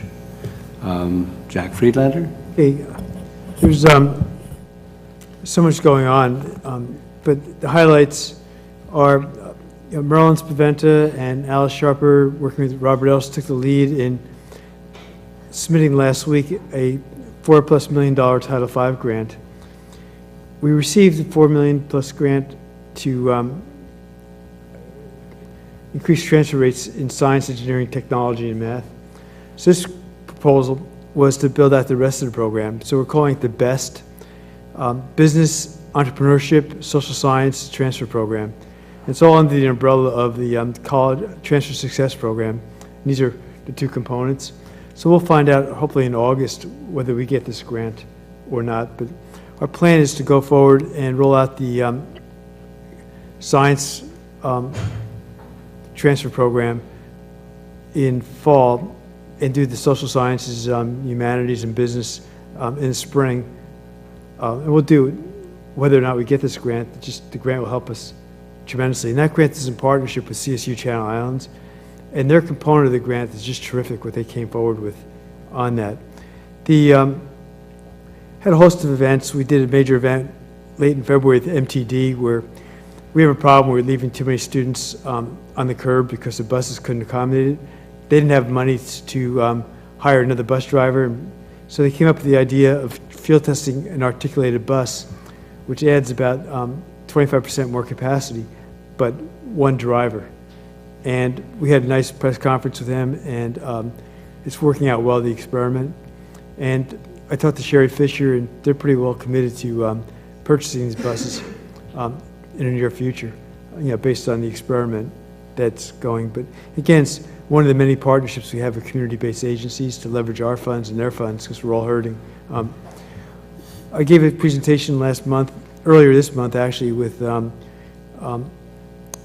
Dave Cash, Superintendent for Santa Barbara Schools, and Bill Cordero, Superintendent for Carpinteria Unified District, and Ben Romo, representing the County Office of Education and Partners Education, on this model called the Progressive Education Model, Progression in Education Model. It takes students from 9th grade through college. It helps them to build their career and educational plans in a very systematic way, where it's a 10-year plan, where they start out in 9th grade and they look at careers they're interested in and what educational plans they need to get there. Then the teachers in the 10th, 11th, 12th grade, which is incredible in the social sciences and English area, have agreed to take a portion of their curriculum and offer these 16-week modules that tie to the new core standards, and have students continue career exploration. And each grade, they start approximating what they have to do and actually doing the college application process. The goal is that by the time these students come to college, they will be college ready, they won't need basic skills, and career ready. They'll have a motivation as to why they're going to college and persisting. There's all kinds of literature on that.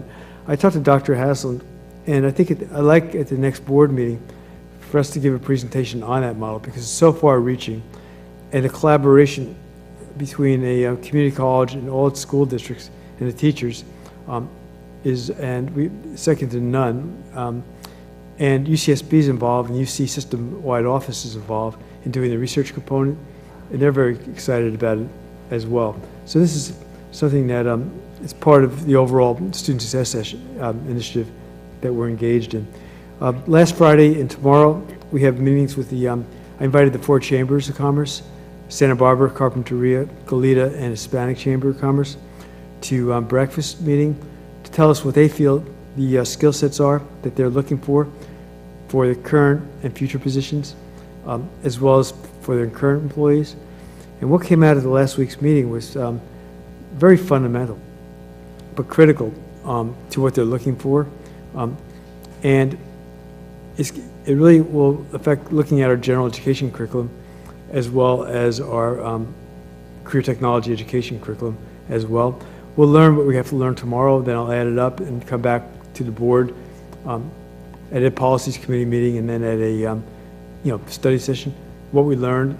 And it's got really far-reaching implications for how we think about how we provide economic development, career training, not only for the traditional 18 to 20-year-olds, but people in the 30s, 40s, 50s, 60s, and 70s who need to work and get their skill sets, including an innovative idea we'll be talking about called stackable credentials, and that's what the employers want as well, but I'll describe that at a future forum. And I want to thank Trustee Villegas again for reaching out to the Hispanic Chamber of Commerce, and Trustee Villegas will be participating in tomorrow's event with his Santa Barbara Bank and Trust hat on as a participant in that. We had a bilingual forum, Continuing Education Task Force forum on March 7th, and the turnout was much larger than I thought at 7 o'clock at night. And that was the 4th and final forum at this point on the task force. But I have to say, I walked away from that learning more than all the forums combined. I just got a very different set of insights, which I'll share with you when I add this up. But the task force is going well, the work groups are going well on the Center for Lifelong Learning, the basic skills, preparation for life and preparation for careers, as well as preparation for college. Each of those task forces are very large now, and they're very focused. And I'll be meeting with them tomorrow and steering committee tomorrow, just staying very actively engaged in it. But this is another partnership between the college and the community, and it's working out well. And we'll keep on expanding that. Vanessa talked about the camp. We had the Phi Theta Kappa had an induction last week. Record turnout, record number of students being inducted. Again, we talk about remediation so much, but we have so much good scholarship going on, top honor students, and we want to expand those programs as well. We had the Golf Classic earlier in the week, and we raised more money than we had as far as I can't remember when we raised this much money from the Golf Classic. And again, Trustee Villegas was there, Trustee Jerkowitz was there helping us, raise funds, and just be present was very, very. It just shows a good statement to the community, and more we can do like that, the better.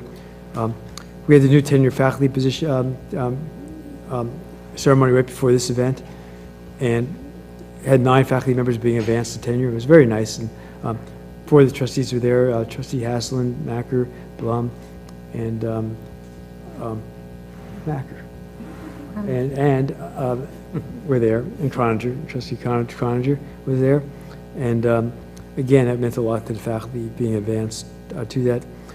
We had front page coverage today in the Daily Sound for Edible Book Festival, which gets students involved in value of the great books, connects to our Great Books program, and Adam does it through the School Gardens program through food in the elementary schools. We're doing it through food, getting students exposed to the great books, in partnership with the library.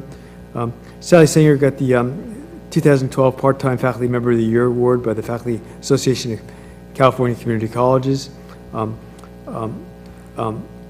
And before we leave, I want Steve Mazzetti's here. Steve is in the back. This will be Steve's last, meeting with the board. Steve has been with the college for 3 years with URS. He served us well in our construction management leadership projects. I think we all valued your advice, Steve, and your counsel, and you did it just in such a professional way, but you were able to explain complex legal and construction items in a way that we all can understand. And I want to thank you for all you've done, and wish you well in your future pursuits. But you've done well for us, so thank you for everything on that. And with that, that's my remarks. Okay, questions for Jack?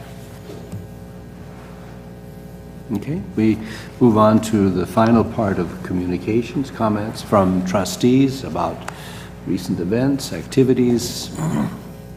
Yes. Yeah, I'd just like to report to the board that recently I was able to attend a policy institute on community colleges, and I was kind of hoping Vanessa would still be here, but I would like us to take a look at the Long Beach Promise. It's a model that has been implemented for the last number of years, and during the institute we had a presentation, and it is the K-12 district, Unified School District, working with Long Beach City College, working with Long Beach State, in collaboration, starting with 4th and 5th graders, and approaching them about the benefits of continuing their education, et cetera, and so much so that I think that what they've done in working with the foundations of the institutions have been able to guarantee that the students of Long Beach Unified would be able to attend Long Beach City College, for example, in their first semester or first year would be fully paid for by the institutions, raising funds, et cetera. And I think it's a great model going from K-12 with community college and CSU in this case, but I think they also tie into some of the other CSUs around them. But it's a great model that I think we ought to look at and see how we might be able to do something similar to ensure that the kids, I think this past year, they were able to assist, or since it started maybe, I don't want to exaggerate the numbers, but they've been able to pay for at least the first semester for about 1,600 students through that program. So it would be something good for us to look at as well. Thank you, Luis. Other comments? Marcia? I just wanted to say I certainly enjoyed the ceremony that we attended for new faculty who achieved tenure. It's wonderful to hear about the faculty who have achieved this landmark, and they're just a wonderful group of people. So, Other comments? I'll echo that. I mean, it was the enthusiasm of the faculty was just palpable. You could see that they were there under duress. What they really needed to do is get back to a classroom and talk to students, and I was very impressed. We move to item 2, the governing board. The first item is for the balloting for the 2012 election for candidates for California Community College Trustee Board of Directors. You've all received commentary by the various candidates. My understanding is that our task today is to select 8 of those who are candidates. Does anybody have anything they'd like to say about any of the candidates? Yeah. I'm practicing on my iPad here, so I'm slower than usual. I was impressed with Ann Ransford from Glendale Community College. I think in general I've been impressed with what they're doing down there in terms of trustee work and board policy development. In general, I was looking through these different candidacies to see the emphasis on the K-12 group, because it's just been my observation that there could be more work done in that area for community colleges to work with the K-12. But so in that regard, Tina Park and then Ann Ransford were 2 that stood out for me. Okay. Other comments? I was just going to ask, is there any trustee that knows any of these trustees personally? Not personally. Well, go ahead. I do. You do. Quite frankly, the ones I do know are the incumbents. I actually served with most of them on the CCCT board, in fact, all of them. You know, I would recommend the incumbents to start. because of their experience, most of them are longtime serving trustees in their individual districts and have been involved at the state level, either on the education committee or the policy committees under the league. So, that would be my recommendation. Some of the other ones, what I noticed is that most of the candidates are also very Los Angeles and Southern California heavy. So some of the incumbents represent some other areas that are more remote, Barstow, Mendocino, and maybe for that reason I would also, although I don't know him, but he sounded okay, is number 10 on the list, Greg from Ohlone Community College. What's the last name there? Bonacorsi, I believe. He's number 10 on the list that we have. But I'm always kind of cognizant of that there's diversity even in terms of geographical location. So how do we proceed? Angie? I'm just going to just have a ballot here. How many do we get? I'm sorry. 8.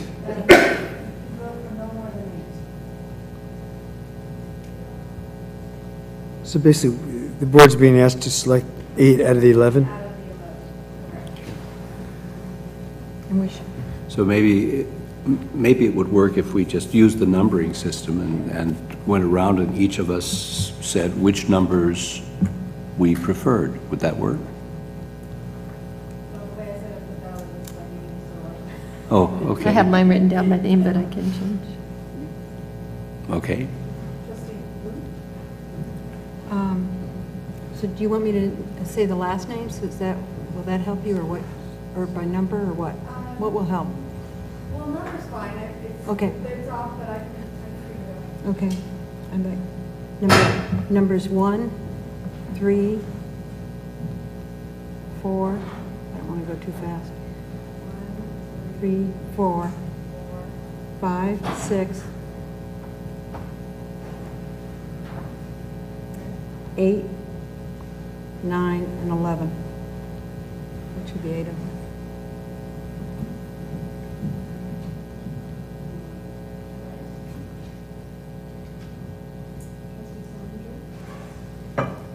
Um, 2, 5, 6, 7, and 10.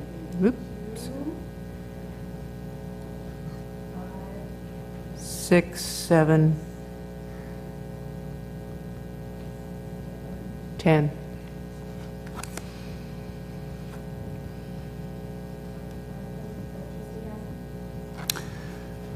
One, 2, 3, 4,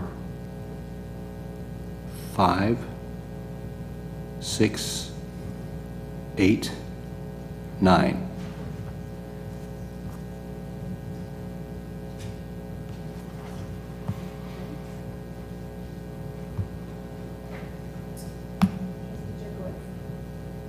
Uh, 1, 2, 3, 6.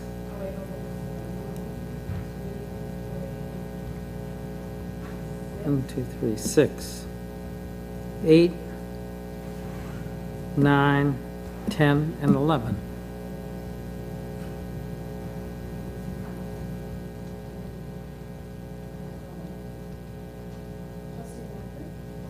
One, 2, 3, 5, 6, 8, 9, 10.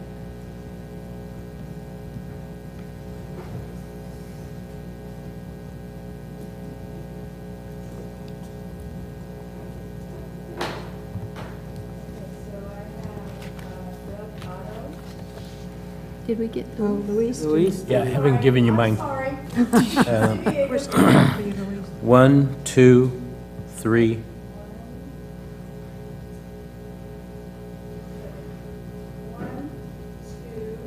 Three, 4, 8, 9, 10, and 11. I think that's one.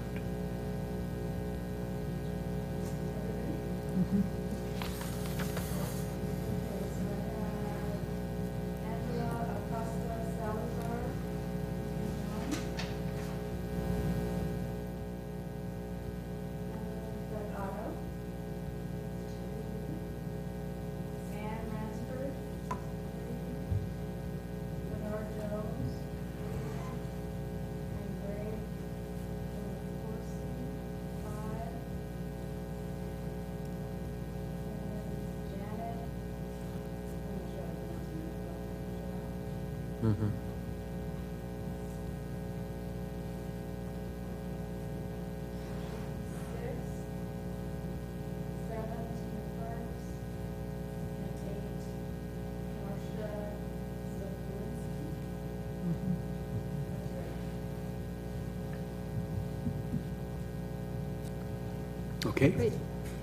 Thank you so much. We move on to 2.2, discussion of the process for superintendent president candidates referred to the board for consideration. Do you wish to, oh, I'm sorry. Dean, do you want to start this? Sure.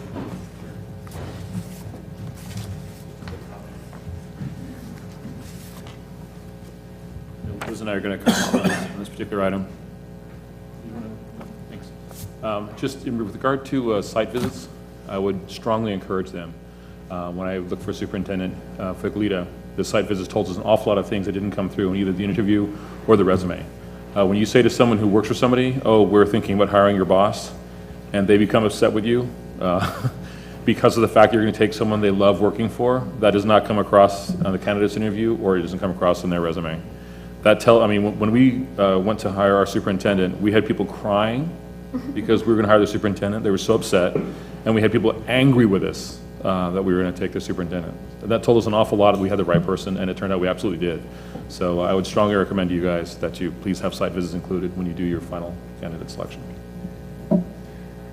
I just wanted to reinforce that.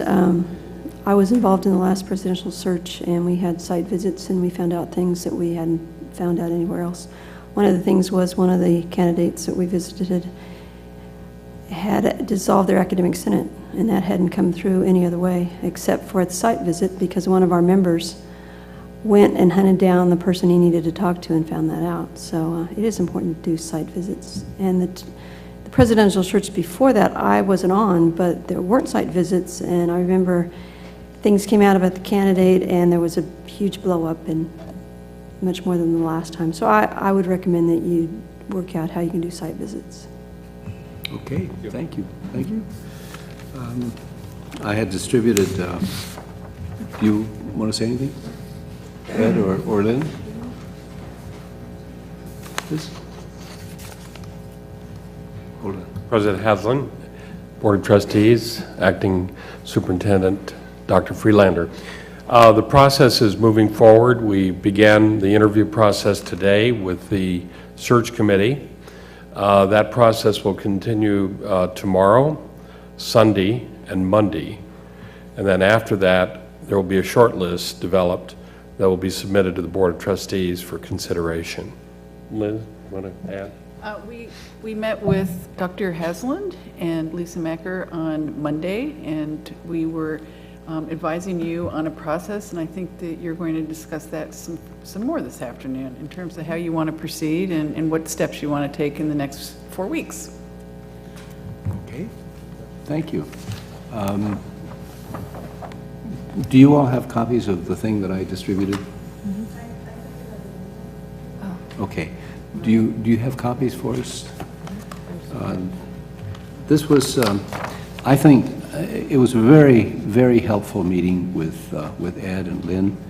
And what do I mean by helpful? I mean, I am more than a little assured that the process is not only going forward, but that those engaged in that process feel good about the process. So I'm really happy about that.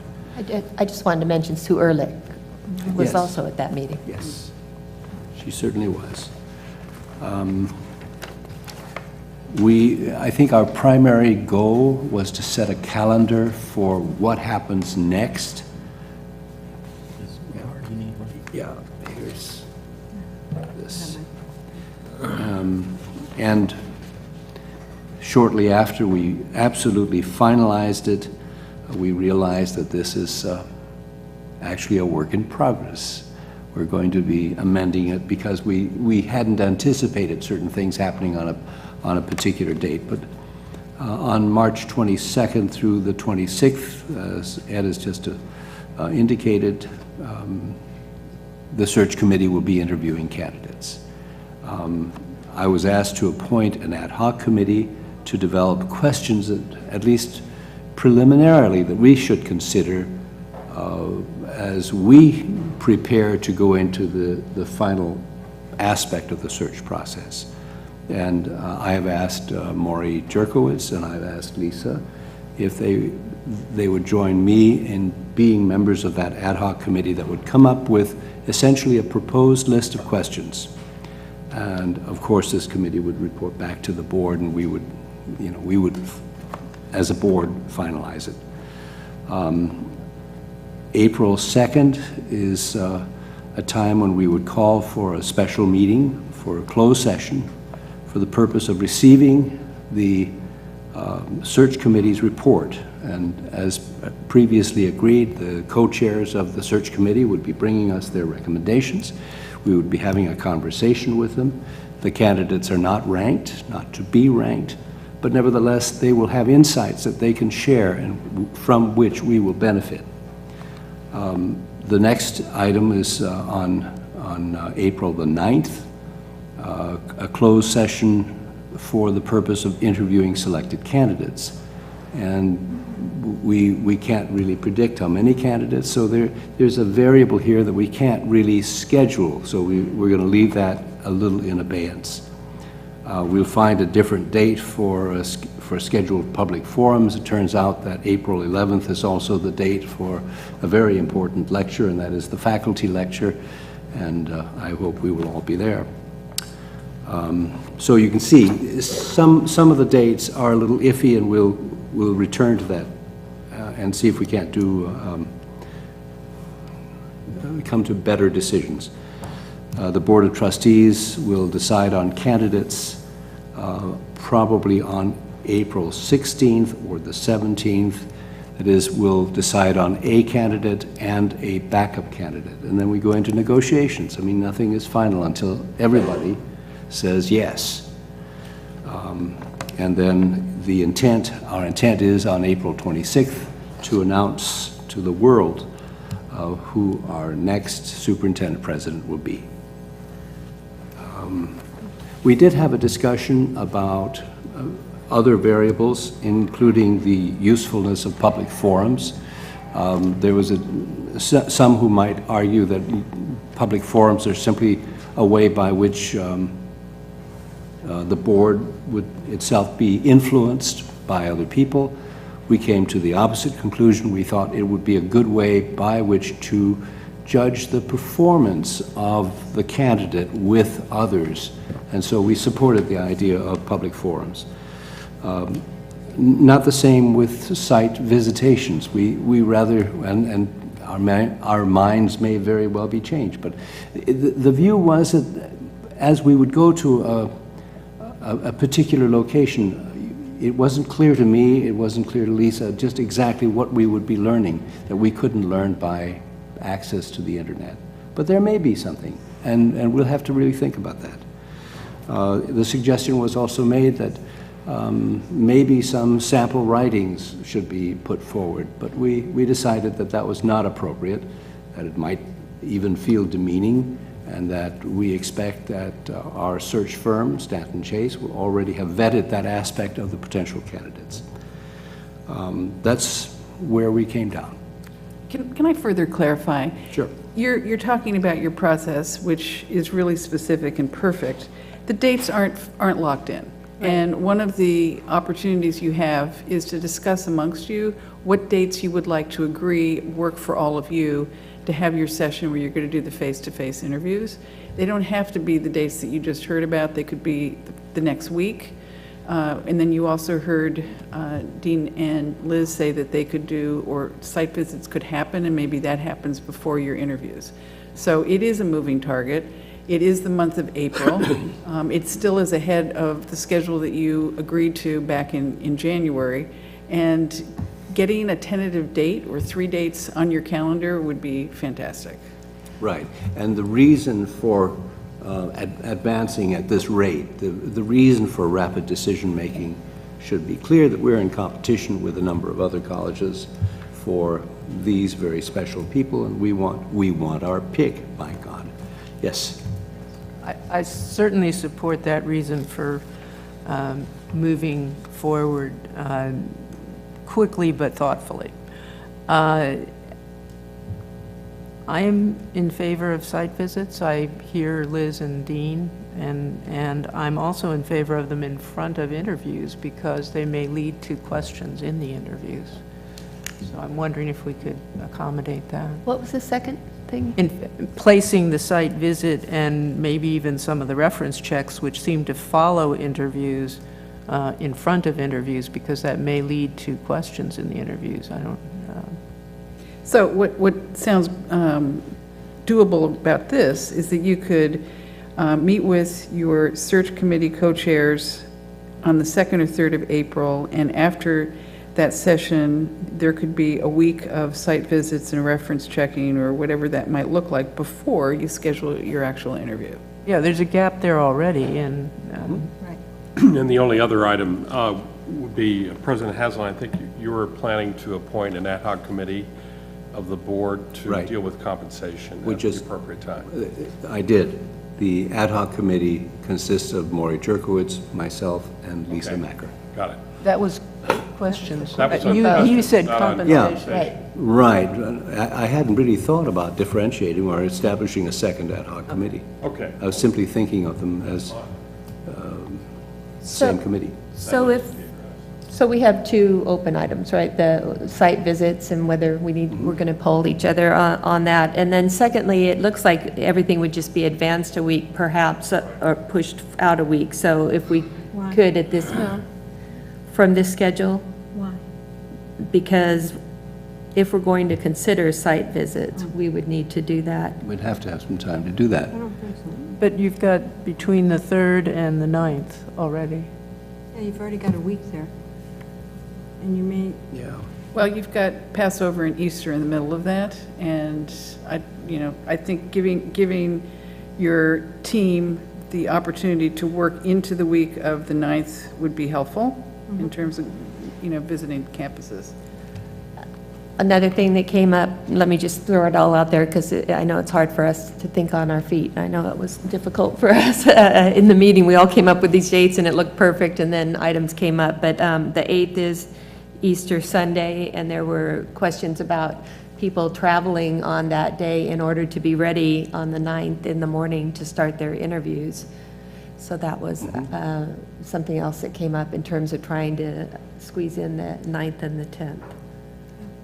Also, you'd have to give the applicants enough time to work with their campuses, just, to arrange whatever you want arranged, who you want to meet with, it's kind of tight. So are you, let me be clear, are you suggesting that we move the interview week to the 16th? That's what we're suggesting, yes. Okay. And you feel comfortable with that relative to the question of early identification of the candidate? Right, and I think also Sue Ehrlich has suggested that that would be more convenient for public forums to schedule something that week instead. Which week? The week of the 16th. So the forums and now we're moving two parts here. Our sense all along was that the board would do the interviewing in one day if it's, say, 4, and then if it expands to 6, we would probably need 2 days to interview, and then have the next day after that be the day of the public forums. Right. So that it'll be either 2 days back-to-back or 3 in a row. That was going to be the 9th, 10th, and 11th. So perhaps now we're looking at 16th, 17th, and 18th. What I'm trying to do is pin down the Garden Theater as the ideal location for candidate forums. Mhm. And as I understand it, something is scheduled on the 14th, which I think is. Yeah, that's a grand opening, this one having, After the 14th is probably the best time for us to try to do that. We are limited to 2 venues for public forums. They attracted a large number of people the last time, and I would expect, again, that there would be great interest. The Garmin would be infinitely better for the coming and going of this process. So I think that week of the 16th is a good time. So could I see, does anybody have a problem with the 16th, 17th, 18th? The only thing I want to ask is, in terms of your understanding of schedules at other colleges, is that significant, moving it that week? I think it's helpful. You heard earlier that you're competing against other schools, and not that it relates directly to you, but I know that the Peralta Chancellor search process is happening on the 9th, 10th, and 11th, so not to have an overlap could be helpful. Okay. And, yeah, Marty, I sense that you were concerned about maybe moving it later, but the only other dates it looks like would be the 12th and 13th, Thursday and Friday. No, I'm fine with going to the 16th, 17th, 18th. I thought you were just saying that because if some of us wanted to do a site visit, but I didn't see the reason just for the site visit to move it. But now I see all these other reasons. Yeah, there's other So the 16th things. to 18th is fine. And then we have between the 18th and the 26th to have a closed session to have a decision made, and that's appropriate, I think. So. And I also, now that I have a microphone, I'm very supportive of site visits or phone calls or talking to people on those campuses. I think all kinds of things are revealed and things that we can't even imagine. So I think Liz and Dean are onto something. And our search firm has really suggested that the board members each be involved in the reference checking under their guidance. Right. That we would do that same week, right after our selection. I think there's a difference between reference checking and site visits. I want to be clear that one involves geography and travel. Okay. So I don't see anything, I don't know, there's a lot of us here right now in terms of calendar for the college for 16th, 17th, 18th. Does the committee have any concerns For forums? on dates here that we're talking about? Does everybody have access to a city college calendar right now so we won't conflict with anything else?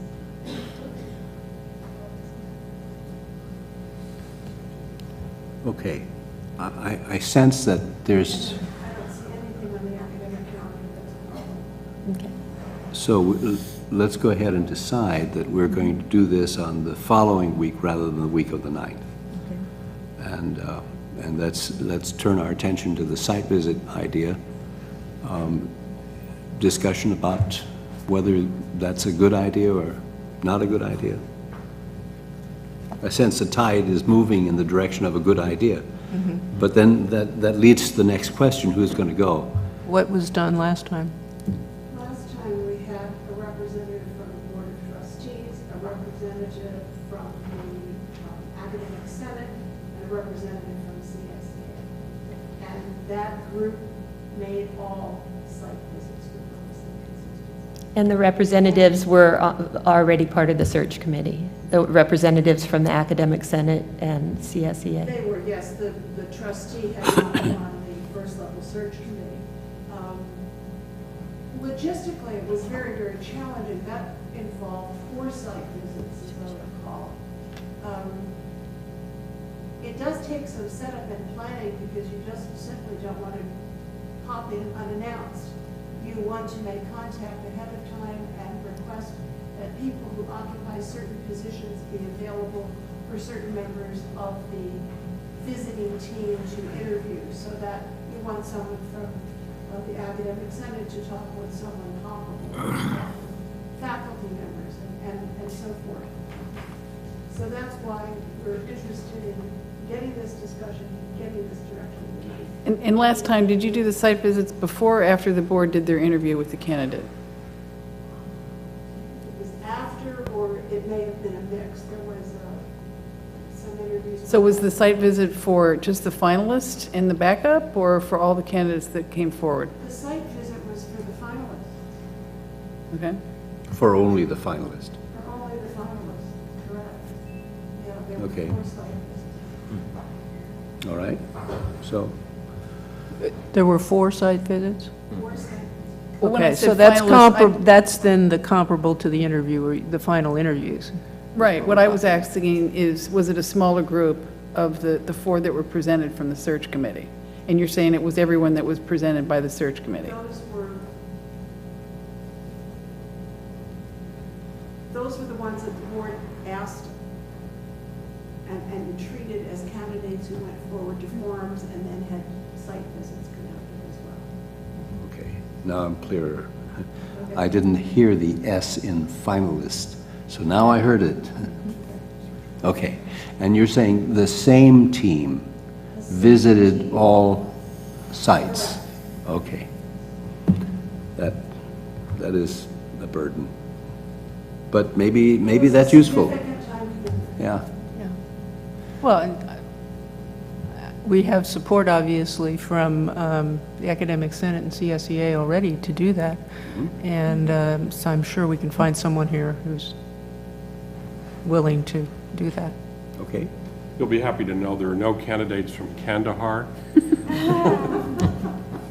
Darn. Road to eliminates Kandahar. one country. Are there any other questions? Any other questions? Okay, We need Sue, any motions. further comments? So we're going to use the week of the 16th Correct. for board interviews, forums, try to do site visits in advance of that time. Right. And that's enough clarity for us to start trying to Sure. pin down location and do that. It's very helpful. Well, in effect, we have 2 weeks to do the, we have 2 weeks to do the site visits. Right. Yeah. Okay. Thank you, Lynn. Thank you, Ed.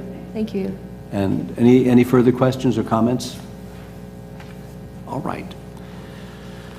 We move on to item 2.3, approval of board policies, proposed amendment of board policy 2715.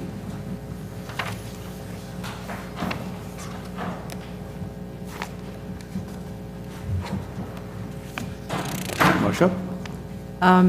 I thought I might take a moment to explain the proposed addition to Board Policy 2715, which we discussed in our last study session. We had discussed broadening the original draft to cover the 2000 series. I went back and I looked at the 2000 series, and some of those sections clearly applied to someone other than the board, members of the public or something else. And so I suggested a rewrite here that basically says provision, it covers Board Policy 2000 series that are the responsibility of individual members, and then cited some of the policies, not really all of them, but the major ones that would encompass those kinds of individual responsibilities. I also looked at quite a number of policies for other community colleges for comparison purposes, and there is a wide variety, anything from the board will address it to nothing, but ours would be the broadest. I would say most of them cover the code of conflict of interest and ethics usually, but we are stepping out and being broader in encompassing other obligations of individual board members, and I think that's the proposal here, and was what we discussed in general in study session. Also, I looked at the question of voting on censure at other community colleges, and they were consistently majority votes, so I left it majority on that. And that, other than that, it's what we looked at study session. Okay. Would you like to move adoption? Okay. I move adopted as an addition to Board Policy 2715 and as written in the agenda attachment. Second? Second? Further discussion? If none, we vote. All in favor, say aye. Aye. Opposed, nay. Abstentions? Unanimous. Okay. We move on to Board Policy 5075, course adds, drops, and withdrawals. It's on the next page of your agenda. Who'd like to speak to this? Yes, Sue, you want to talk about this from BPAP, or? I think that was discussed. That's a. At the study session. It's study session was discussed, yeah.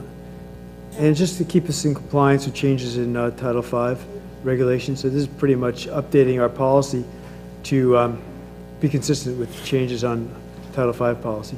Okay, somebody care to move for adoption? Okay, motion's made by Lisa. Is there a second? Second? Okay, second. Further discussion? Hearing none, we go to a vote. All in favor, say aye. Aye. Opposed, nay. Abstentions? Motion carries. We're on to item 3, HRLA, and Sue Ehrlich. Dr. Haslund, members of the board, Dr. Friedlander, I have a consent agenda to present to you today. Let me tweak it a little bit. On page 3, under notification of certificated faculty appointments, there are 2 to be announced listed there. I'm not going to provide you with details today. We'll have to bring those to the next board meeting. Close on those, but not quite. And on page 4, under classified appointments, let me fill in the blank for you. The to be announced Human Resources Technician 2 confidential position will be filled by Marcella Poitras.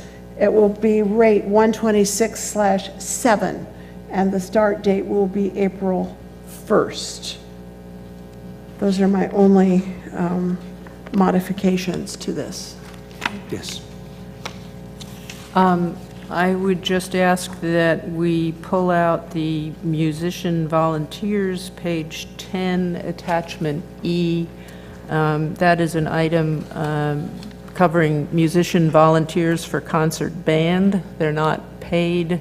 It's not a continuing ed class, but my husband is on a list of the volunteers, so I want to not vote on that one. So are you asking that this Just be be pulled out. withdrawn? Well, no, pull it out. Everyone else vote on votes it on it separately. That's all. That doesn't preclude her then from voting on The rest. all of the other items on the Oh, agenda. I see. I got it. Okay. So that item is withdrawn from the consent agenda. Is there a motion to approve the consent agenda as amended? So moved. Second? Second. Discussion? Hearing none. All in favor, say aye. Aye. Opposed, nay. Abstentions? None. Can we take up the last issue of what used to be the consent agenda? Is there a motion to approve the professional volunteers continuing education division? So moved. Second? Second? Okay. It's not continuing ed. It's not continuing ed. It's credit. It's a credit. Oh, I see. It's credit. It's credit. It's misprinted here. I'm looking at something that says Professional Volunteers Continuing Education Division.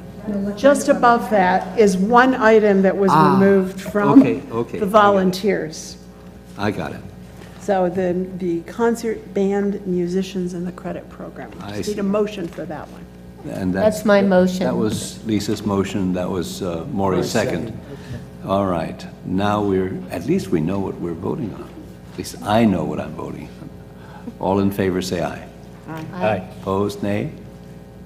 Abstentions? Marcia? I guess I abstain. All right, That's thank a you. good thing. Thank you. Item 4, educational programs.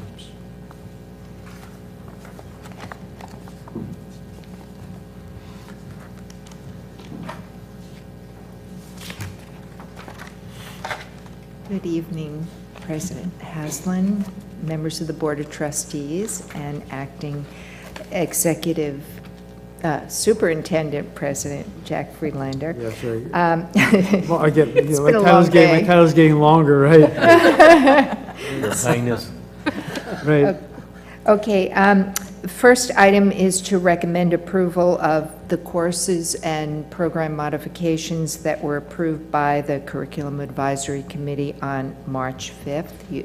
Do you have any questions about them? Is there a motion to approve? So moved. Marcia moves. Is there a second?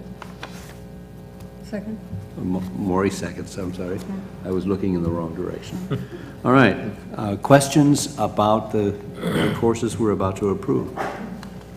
Hearing none, we move to a vote. All in favor, say aye. Aye. Opposed, nay? Thank you. Are there abstentions, I should have asked? I didn't hear any. Okay. 4.2? 4.2 is we request that you recommend adoption of resolution number 32, which authorizes Allen Hancock College to offer fire science courses that are part of a state certified firefighter academy. And this is something that we've been doing for quite a long time. It is not a new program. Would this resolution require a roll call vote? Thank you. Is there a motion to approve Resolution 32? So moved. Marty moves. Is there a second? Second. Luis seconds. Discussion? Hearing none, we go to a vote. Trustee Bloom? Aye. Trustee Croninger? Aye. Trustee Haslam? Aye. Trustee Berkowitz? Aye. Trustee Macker? Aye. Trustee Viega? Aye. Okay, item 4.3. We're bringing to you now a recommendation to approve a modification for the calendar for 2012-2013. When you approved this and when we had brought it through consultation the first time, the Santa Barbara School District had not set the calendar at that time, and we've since learned that we had a difference in spring break, which would create a problem for students and some staff and faculty. So we have brought it back through consultation through all of the major bodies, and we bring it back to you, just moving spring break by 1 week. Is there a motion to approve? So moved. Second? Maury seconds. All right. Is there discussion? Which way does spring break move? Back a week. Earlier. So it's earlier, It'd be very similar to this year. so it's Yeah. like the last week of March. Yes, it'd be like this year. Okay. Is there further discussion, questions? If not, we move to a vote. All in favor, say aye. Aye. Opposed, nay? Abstentions? Carried. We've done 4.4, Yes, you've already seen the best that I could have brought you for tonight. and we thank you for that effort. Thanks, Marilyn. Item 5, continuing education.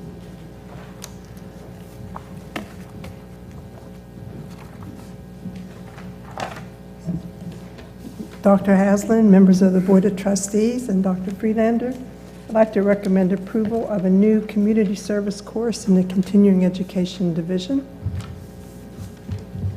One course. Sounds deadly. I know.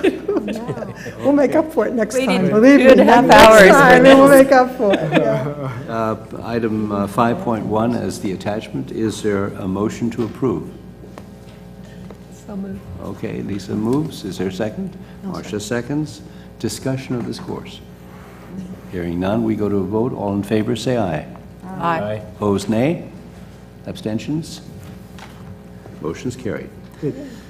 Item 6, Business Services. Joe Sullivan is about to enter the view of the camera. Wow, Joe. Make you nervous? All right, I'm trying to figure it out. So our first item tonight is 6.1 on the consent agenda, and I've been asked to remove 2 items from the consent agenda, and I'd like to describe those items before we do that. The first item is, let me get there, sorry. excuse me. 6.1E. 6.1E, which is retroactive approval of facility use agreement for Reality Church in Santa Barbara. The community services agreement would allow Reality Church to move their Sunday service from the sports pavilion to the stadium. This agreement was put in place to capture the additional cost of using the stadium. Their lease agreement with the college allows them access to the sports pavilion regardless. And then 6.1F is approval of facilities lease agreement, Aspect Education. And Aspect Kaplan is an international language school that has been leasing facilities on the Santa Barbara campus for 5 years. The document on the agenda today is to actually put in place another agreement for another 5 years, which would entail 3 years original and then 2 option years. In the original agreement, Aspect Kaplan paid in advance $1 million, which was used to construct the buildings they are housed in, as well as several additional buildings on the campus, the portable structures. Annual revenues grew from about $300,000 in the first year to over $500,000 during the length of the contract.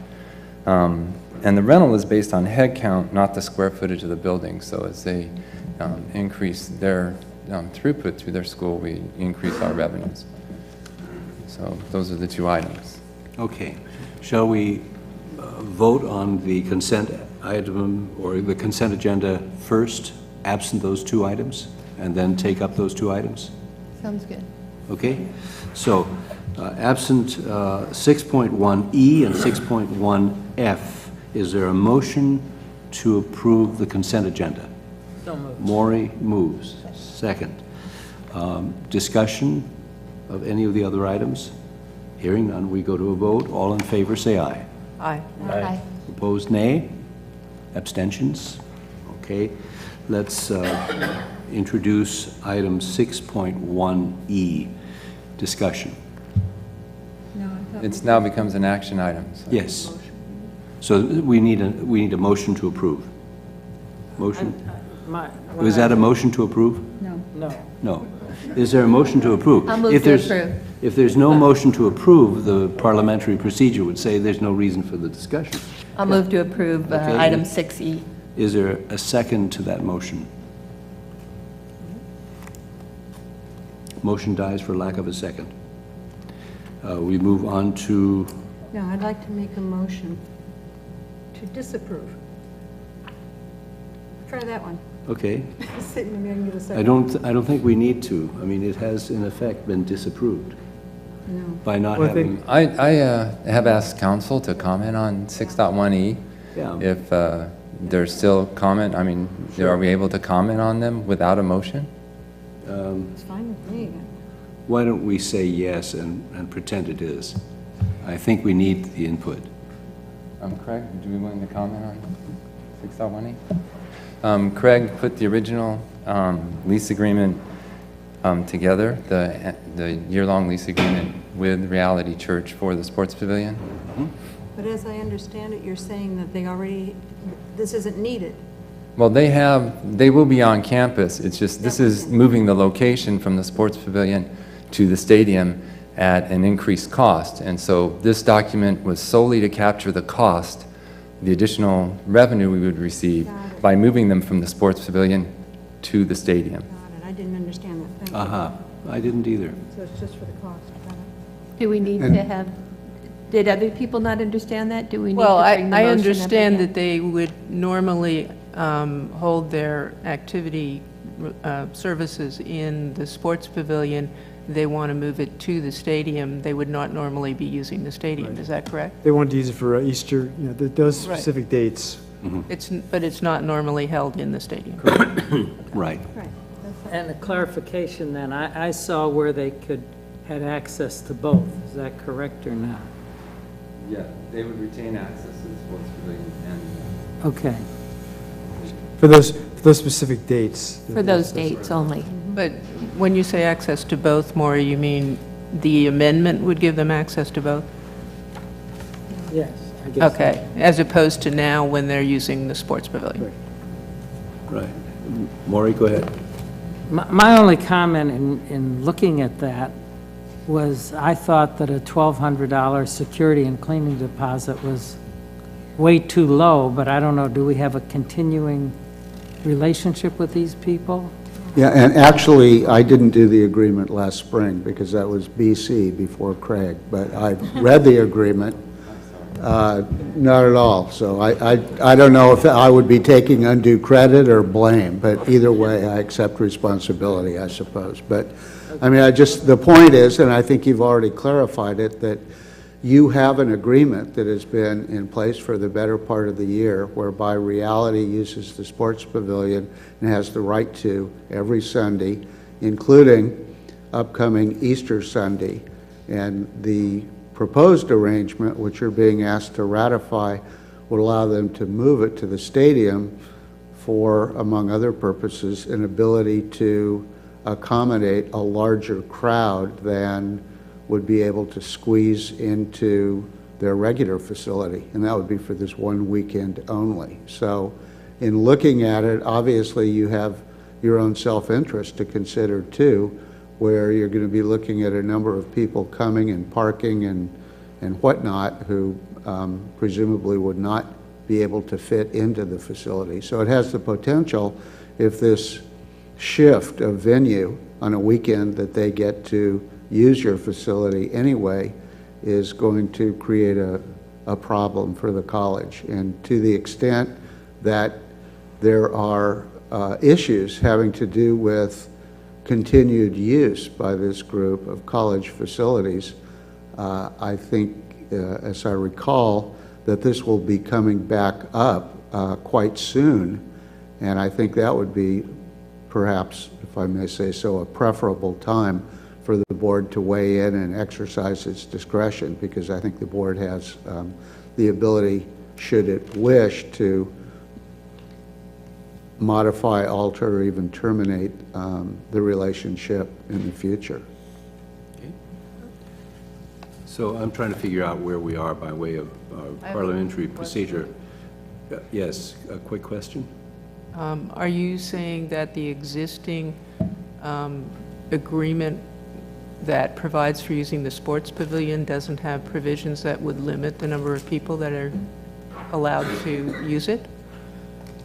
I don't remember what the explicit provision is, but whatever is in, Joe can speak to that, but whatever is in the agreement is probably not going to be effectively communicated to however many hundreds of thousands of people that are driving onto campus and looking for parking and trying to fit in there. Obviously, there's fire code provisions if there's not some particular cap that's put in place, but there's going to be a potential for facility problems as a result of too many people coming for these ceremonies and not having a place to go, because they're already coming. And the potential, well. Okay, Joe? I just want to, there's a capacity limit to the sports pavilion that they're limited to. Last year they had about 4,000 people come to their Easter Sunday services in the stadium. And what's the limit in? 9,600 in the state, in the sports pavilion. I believe it's 1,400, I'm not exactly sure. I believe that's the maximum. Okay. Luis? They had 4,000? I was just Yes, That was in and the- they expect over 6,000 this year. In the stadium, but that was in the stadium. That's a, I was just trying to clarify. That's a huge. I was just trying to clarify what Craig was talking about, is that if they stay in the gymnasium, then we have a problem. Right. Going out to the gym, field, or the stadium Not a is. problem. well, I But it's don't know if capacity. it's not a problem in terms of the neighborhood. I mean, that's a large crowd that we don't ordinarily see, I think. But we have had larger crowds than that. In fact, we had the Archbishop of Los Angeles was ordained here, and they had over 9,000 people. Tomorrow, you might In have the that same many venue. for, or Saturday for the Easter relays. Yeah. There is capacity. And we also had for the band, when they had the band here last year, there were over 6,500. Right. So we can, and on Sunday, we'll be able to handle the traffic. It's really not an issue. And also, they I also have to say that Reality Church, they've been very good tenants in terms of, they're so well organized. They clean up when they leave. I mean, just, they are, very good. If you look at it as a business relationship, they've been very good.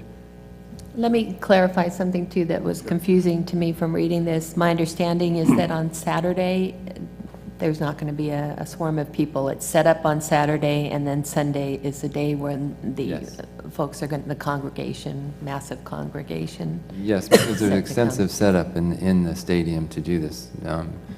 There's a lot that they've had to put in place already as far as covering the field, the track, and getting all the equipment that they would need in here that we would allow on the field, because we pre-approve it all because of the nature of the facility.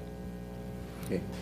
Can we have a reiteration of your motion to approve item 6.1E? And I would like to move that Okay. we approve item 6. In which case, I'll ask for a second. I second it. Luis seconds. Is there discussion now on this particular item? Yeah.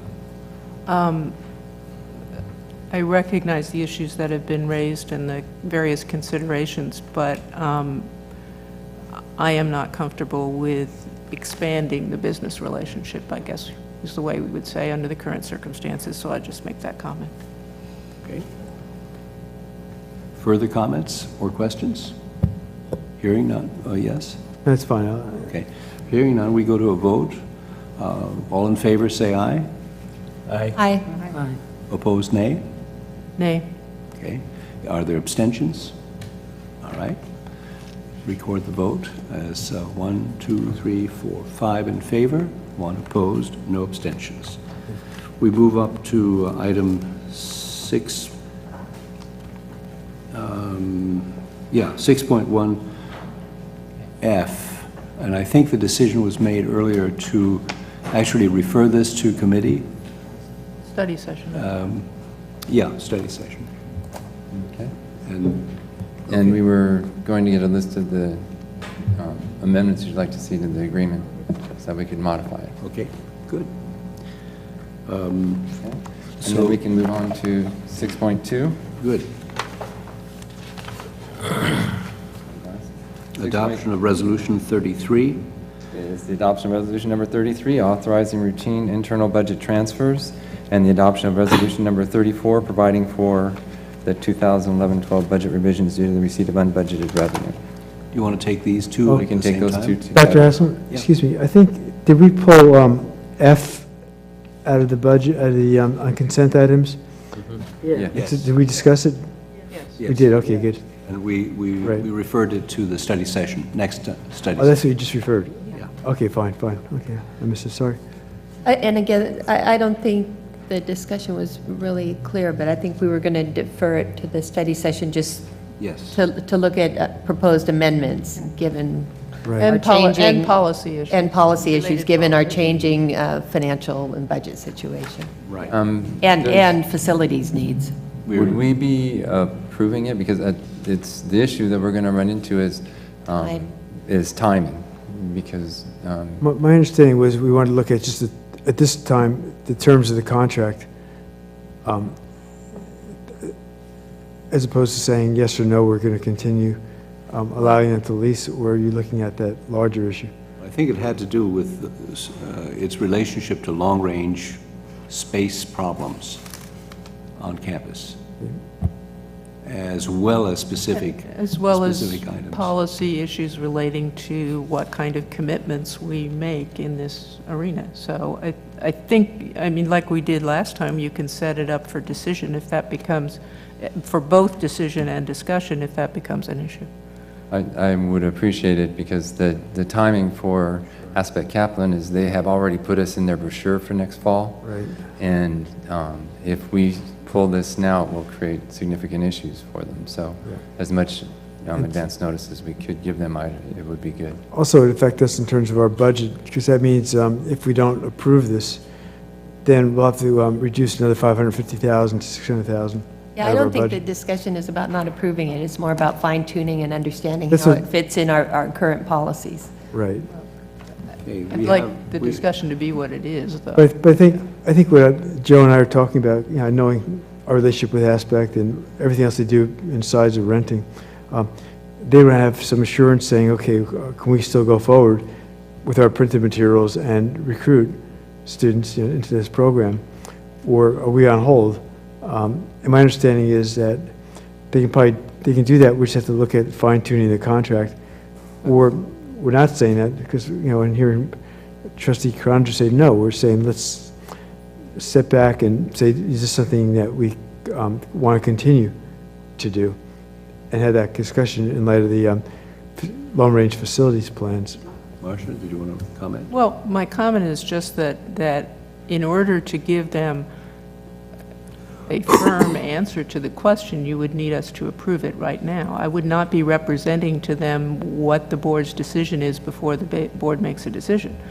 But the study session would be to discuss how this all fits together with our long-range facilities planning, with our financial budget issues, and with the provisions that may or may not be then included in an agreement with them.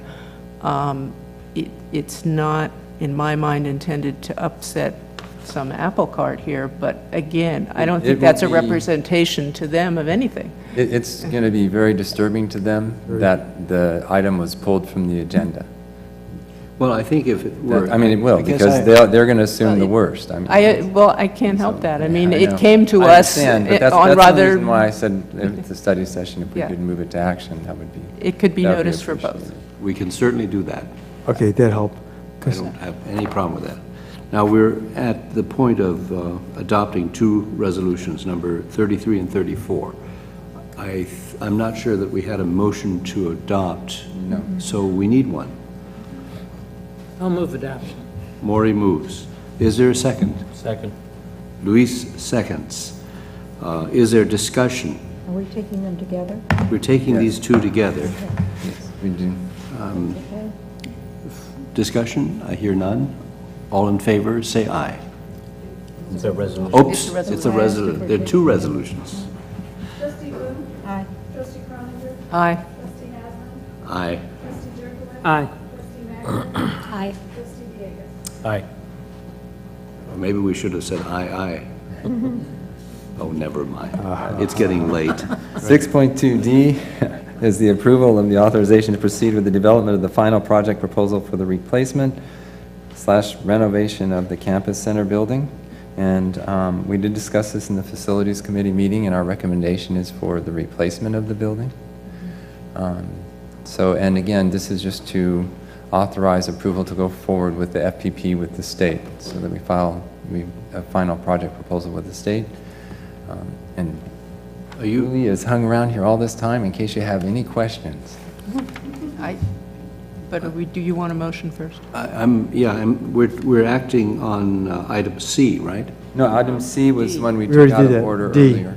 Oh, okay. I'm sorry. D, All right, so... Aye, Peter. We do need a motion to approve.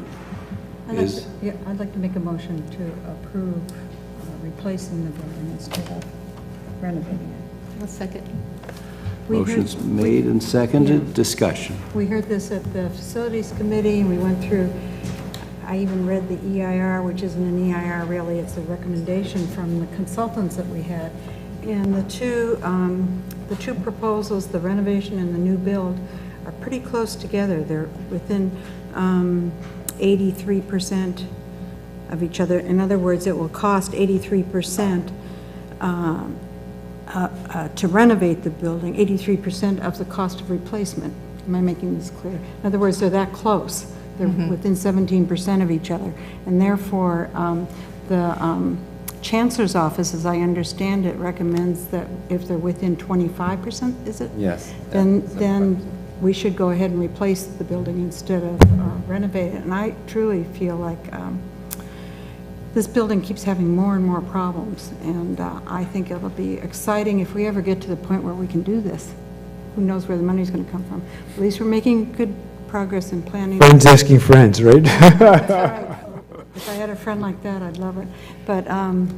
But yeah, I think the idea that we should be replacing this building is probably a really good one, and including the gourmet dining room, the gourmet addition with it. Otherwise, you have to build this very strange-looking firewall that nobody wants between the two buildings. So anyway, I think it's a good idea, and I'm convinced after our meeting on Monday. I think it gives an opportunity to have a first-class facility and Yeah. not have to live with the design flaws of a building that has flaws. That's right.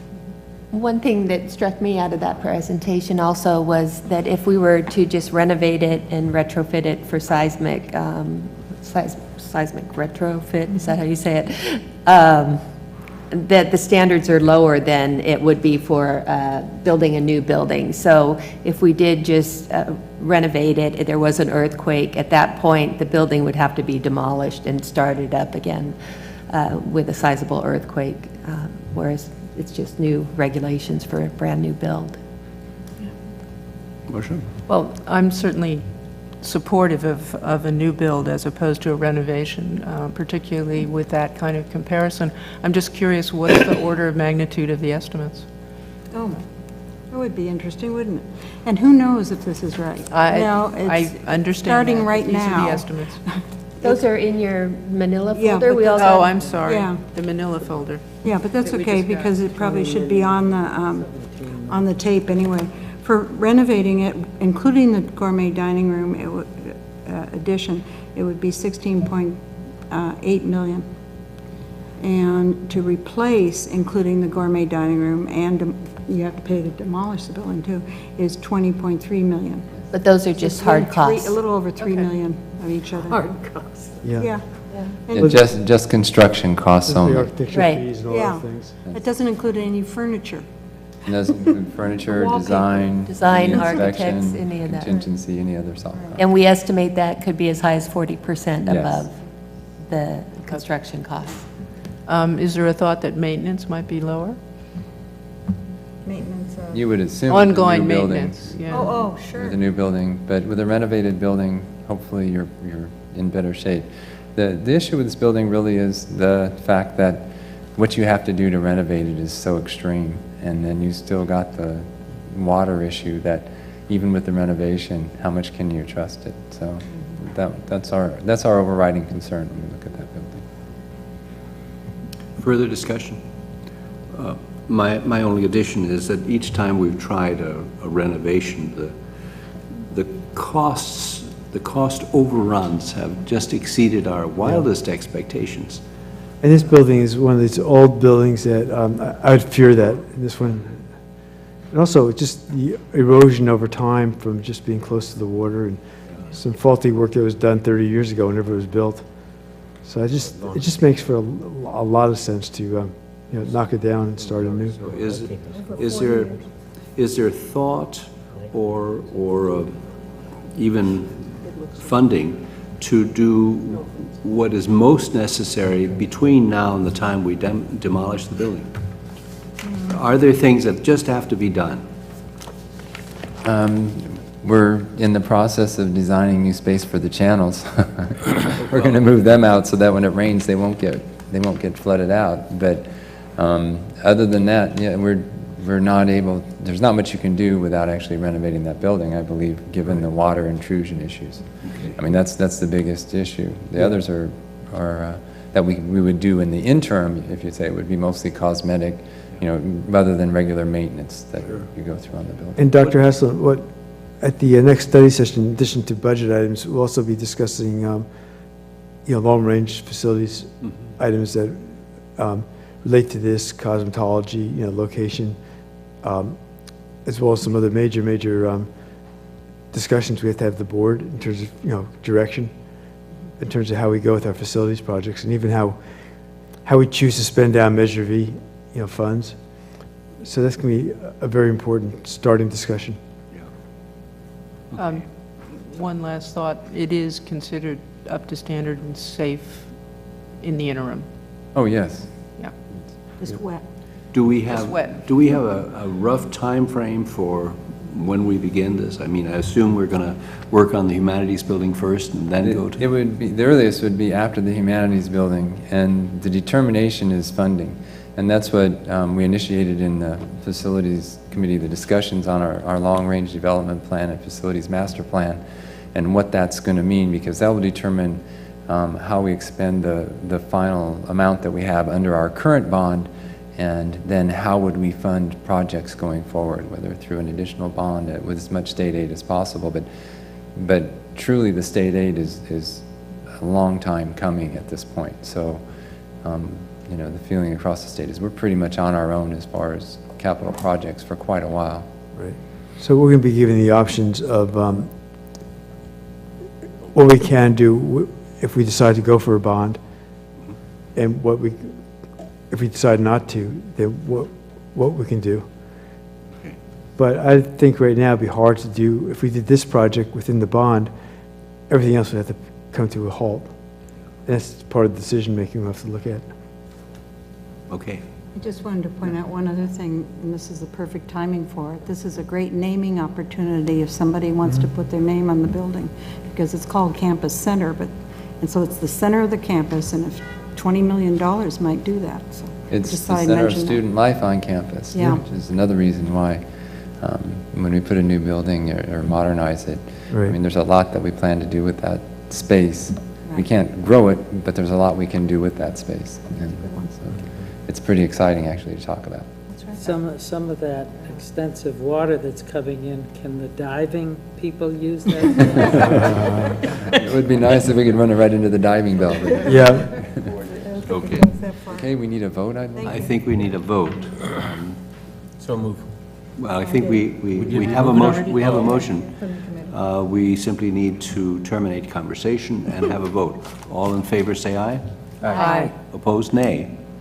Thank you. Are there abstentions? None. We have no further business. I expect that there's a willing motion to adjourn.